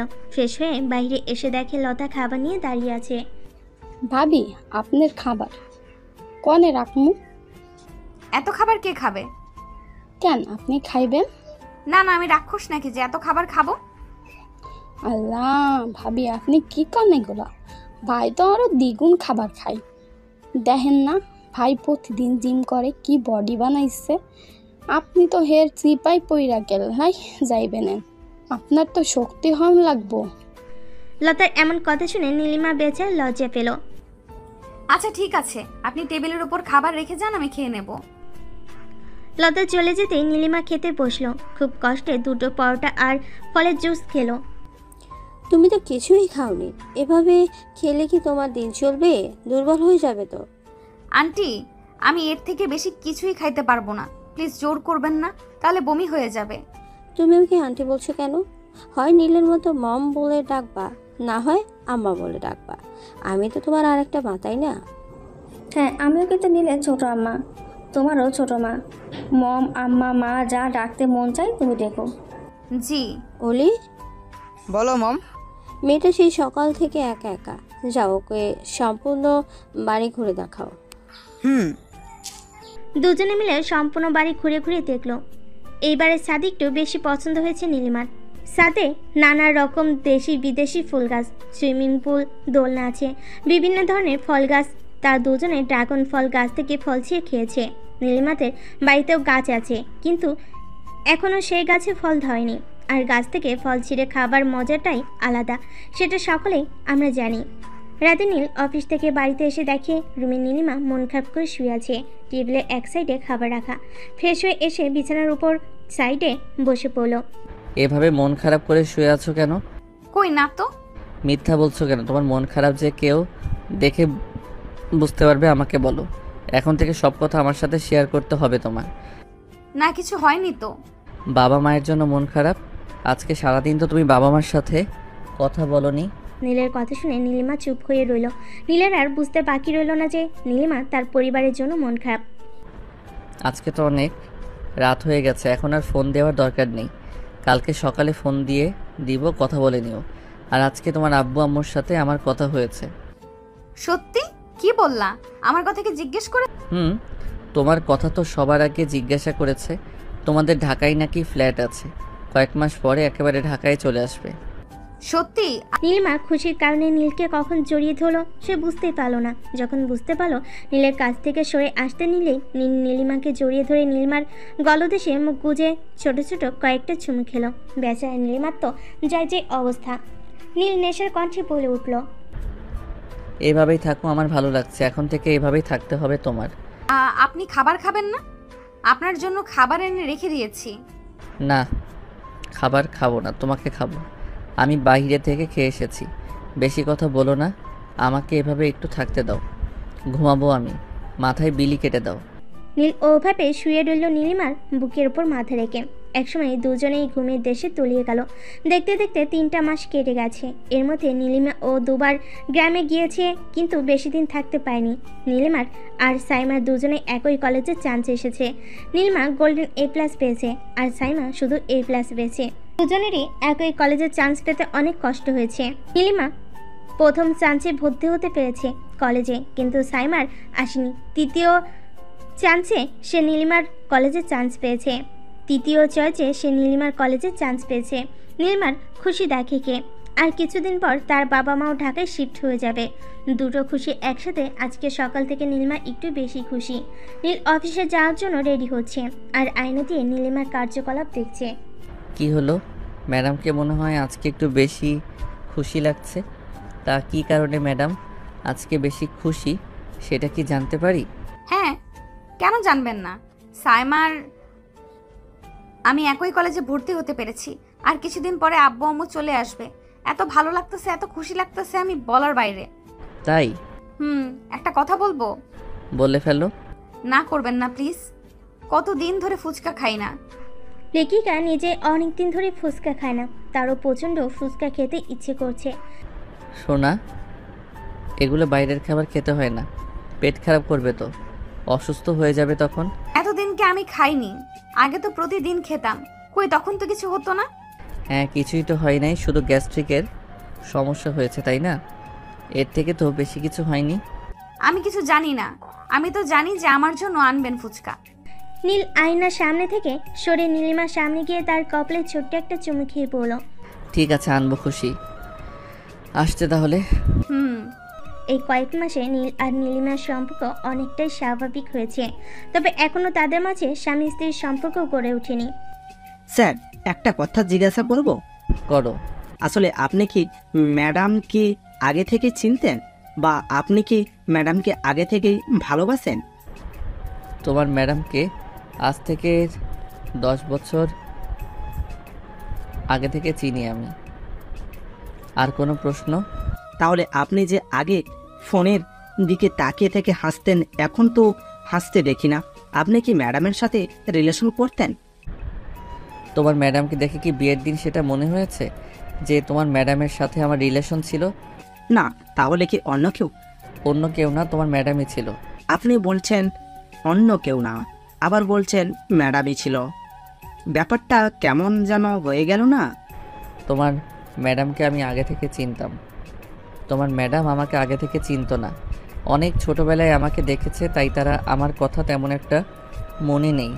এখন বুঝতে পারছো বিষয়টা? জি স্যার। শোনো, ড্রাইভার কাকা অসুস্থ, ভার্সিটি থেকে অলি আর জাইমাকে নিয়ে বাড়িতে দিয়ে আসবে। জি স্যার। নীলের কথা মতো হাসান গাড়ি নিয়ে ভার্সিটির সামনে দাঁড়িয়ে আছে। ভার্সিটি থেকে সবাই বের হচ্ছে, কিন্তু এখনো অনু আর জাইমা বের হওয়ার কোনো নাম নেই। অবশেষে সবার শেষে জাইমা বের হলো। আজকে আমি আপনাদের বাড়িতে নিয়ে যাব। অনু কোথায়? অনুকে তো দেখছি না।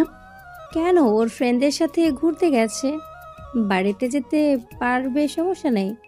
স্যার, জানলে অনেক বকাবকি করবে। তার থেকে বড় কথা, আপনাদের শত্রুর কোনো অভাব নেই। কখন কে শত্রুতা করে। চুপ থাকেন তো, একটু সাধারণ মানুষের মতো জীবনযাপন করতে দেন আমাদের। আর স্টিক রুটিন পহরাদার আর ভালো লাগে না। ওইটা পাহারাদার না বলেন, বডিগার্ড।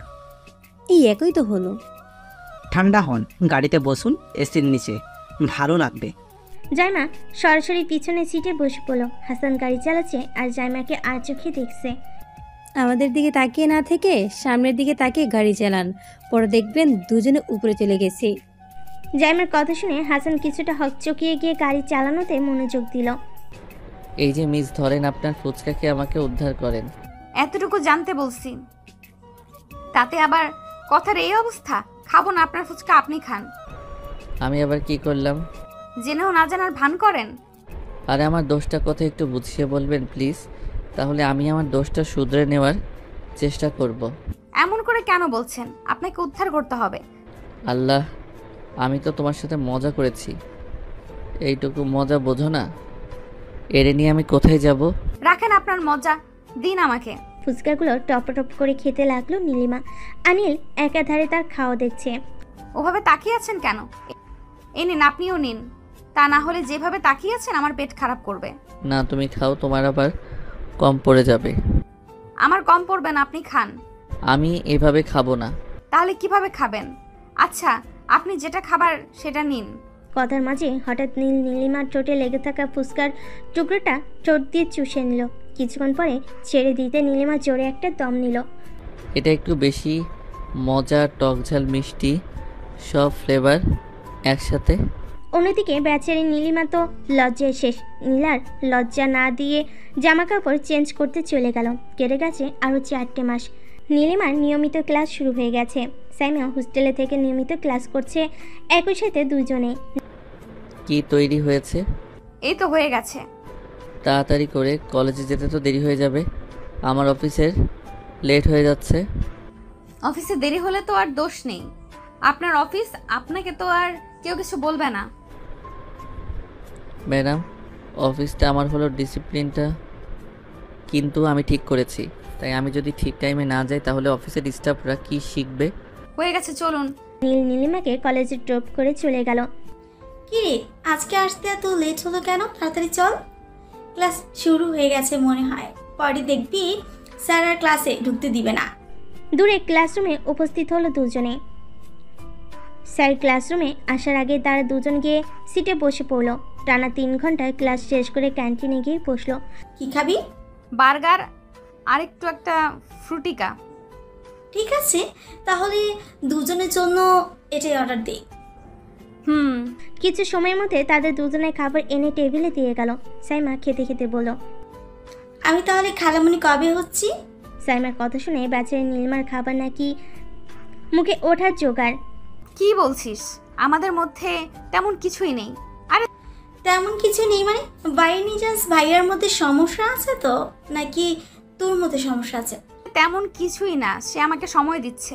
8 মাস হতে চলো তোদের বিয়ের, এখনো যদি কিছুই না হয় তাহলে কেমন শোনায় কথাটা? সবচেয়ে বড় কথা, মানলাম ভাইয়া তোকে সময় দিচ্ছে, তাই বলি তুই এত সময় নিবি? শোন, সময় থাকতে ভাইয়াকে হাতের মুঠোয় নে, তা না হলে দেখবি অন্য কোথাও গিয়ে বাসা বাঁধবে। আমি একটা মেয়ে হয়ে আমার লজ্জা লাগে। তোকে কিছুই করতে হবে না, যা কর ভাইয়া করবে। আমি শুধু যা যা বলবো তুই শুধু তাই তাই করবি, মনে থাকবে? চল, ক্লাসের সময় হয়ে গেছে। আজকে বাড়িতে আসার পর থেকেই শুধু নীলিমার মাথার ভেতর সাইমার কথাগুলো ঘুরপাক খাচ্ছে। হঠাৎ, ভাবি আসবো? আসেন ভাইয়া, কিছু বলবেন? আসলে ভাবি, বলে ফেলুন, সমস্যা নেই। বলছি যে আপনার ঝগড়াটে বান্ধবীর ফোন নাম্বার আর আইডিটা দিবেন? নীলিমা মুচকি হেসে দিয়ে দিল। থ্যাঙ্কস ভাবি। পটানো কিনতে চাই ভাইয়া, আমি কিন্তু আমার বান্ধবীকে যা হিসেবে দেখতে চাই। ইনশাল্লাহ। মুচকি হেসে চলে গেল। জানিস, কালকে তোর দেবর আমাকে কল দিয়েছিল, আবার আমার ফেসবুক আইডিতে নক দিয়েছে। আমি বুঝতে পারছি না সব কিছু পেলো কোথায়। হয়তো কারোর কাছ থেকে নিয়ে এসেছে। শোন, আমি একটা জিনিস অর্ডার দিয়েছি, আজকে ওইটা তোর বাড়িতে দিয়ে যাবে। আজকে টিফিন টাইমের পরে আমরা ক্লাস করব না। তোর মাথা ঠিক আছে?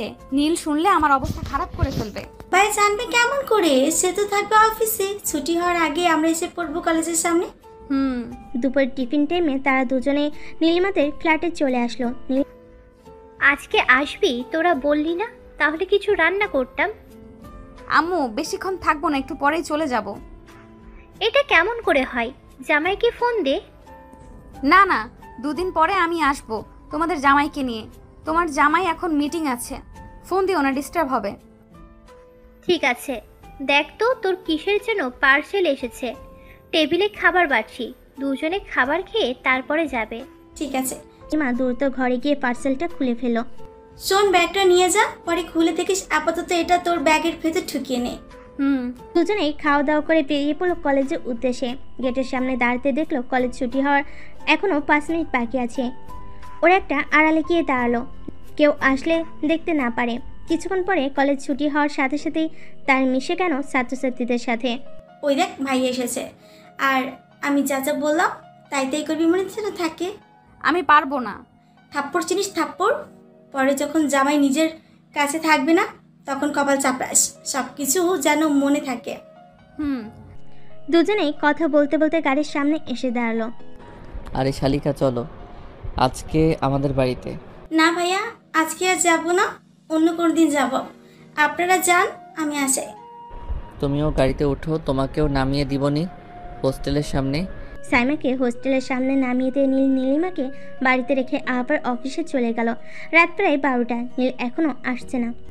অন্যদিকে বেচারা নীলিমা বসে থাকতে থাকতে হয়রান হয়ে গেছে। কিছু সময় পর গাড়ির আওয়াজ হতেই লাইট নিভিয়ে দিল। অন্যদিকে নীল আজকে একটু বেশি ক্লান্ত, সেই সাথে আজকে কাজের চাপ বেশি ছিল। ক্লান্ত শরীর নিয়ে রুমের দরজা ওপেন করতেই শরীরের ভিতর একটা ঝাঁকুনি দিয়ে উঠল। অন্ধকার রুমে ছোট ছোট মোমবাতি জ্বালানো, সেই সাথে সম্পূর্ণ রুমে গোলাপ ফুলের ঘ্রাণ ভেসে আসছে তার নাসারন্ধে। নীল বুক ভরে শ্বাস নিল, তার শরীরের ভিতর কেমন যেন করছে। সশব্দে দরজা লাগিয়ে দিল। দরজা লাগানোর শব্দে নীলিমা কেঁপে উঠল। জড়সড় হয়ে খাটের এক কোণে বসে আছে নীলিমা। মোমবাতির আঁচ আলোয় নীলিমাকে দেখে নীল রুমের লাইট জ্বালিয়ে দিল। সাথে সাথে নীলিমা চোখ বন্ধ করে নিল, জোরে জোরে নিঃশ্বাস ফেলতে লাগলো। নীলিমাকে দেখে নীলের যেন দম বন্ধকর অনুভূতি হচ্ছে। নীলিমার পরনে হাঁটু সমান একটা নাইটি, হাঁটু সমান চুলগুলো ছেড়ে দেওয়া। নীল মোহিত হয়ে ধীর পায়ে নীলিমার কাছে গিয়ে বসলো।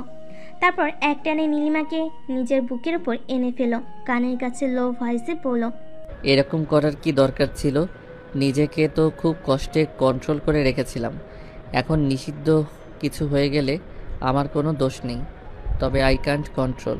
আমি কি আপনাকে কন্ট্রোল করতে বলেছি? কি বললো? যা শুনেছেন। নীলকে আর পাইকে ভালোবাসার মানুষটা যদি নিজ থেকে ধরা দেয় তাহলে কি নিজেকে কন্ট্রোল করা যায়? কখনোই না। নীলিমাকে এক ধাক্কায় বিছানায় শুয়ে দিল। নীলের পরনে থাকা কোটটা ছুঁড়ে ফেল ফ্লোরে। নীলিমার ঠোঁটে মুখে ছোট ছোট চুমুতে ভরিয়ে দিল নীল। সেই সাথে শুরু হলো তার হাতের অবাধ্য বিচরণ। একসময় হাত গিয়ে ঠেকলো নীলিমার বুকের উপর। নীলিমার জান আস্তে আস্তে কোন জগতে হারিয়ে যাচ্ছে। আমি মরে যাব নীল। এই একটা কথাই যেন নীলকে আরো উত্তেজিত করার জন্য যথেষ্ট ছিল। মেরে ফেলবে তো? ভালোবাসা দিয়ে মেরে ফেলবো। একসময় তাদের মধ্যে থেকে সমস্ত আবরণ সরে গেল। দুটি দেহ মিশে গেল একে অপরের সাথে। রাত যত গভীর হলো ভালোবাসার উন্মাদনা ততই বাড়তে লাগলো। আর এই উন্মাদ ভালোবাসা সামলাতে ব্যস্ত নীলিমা।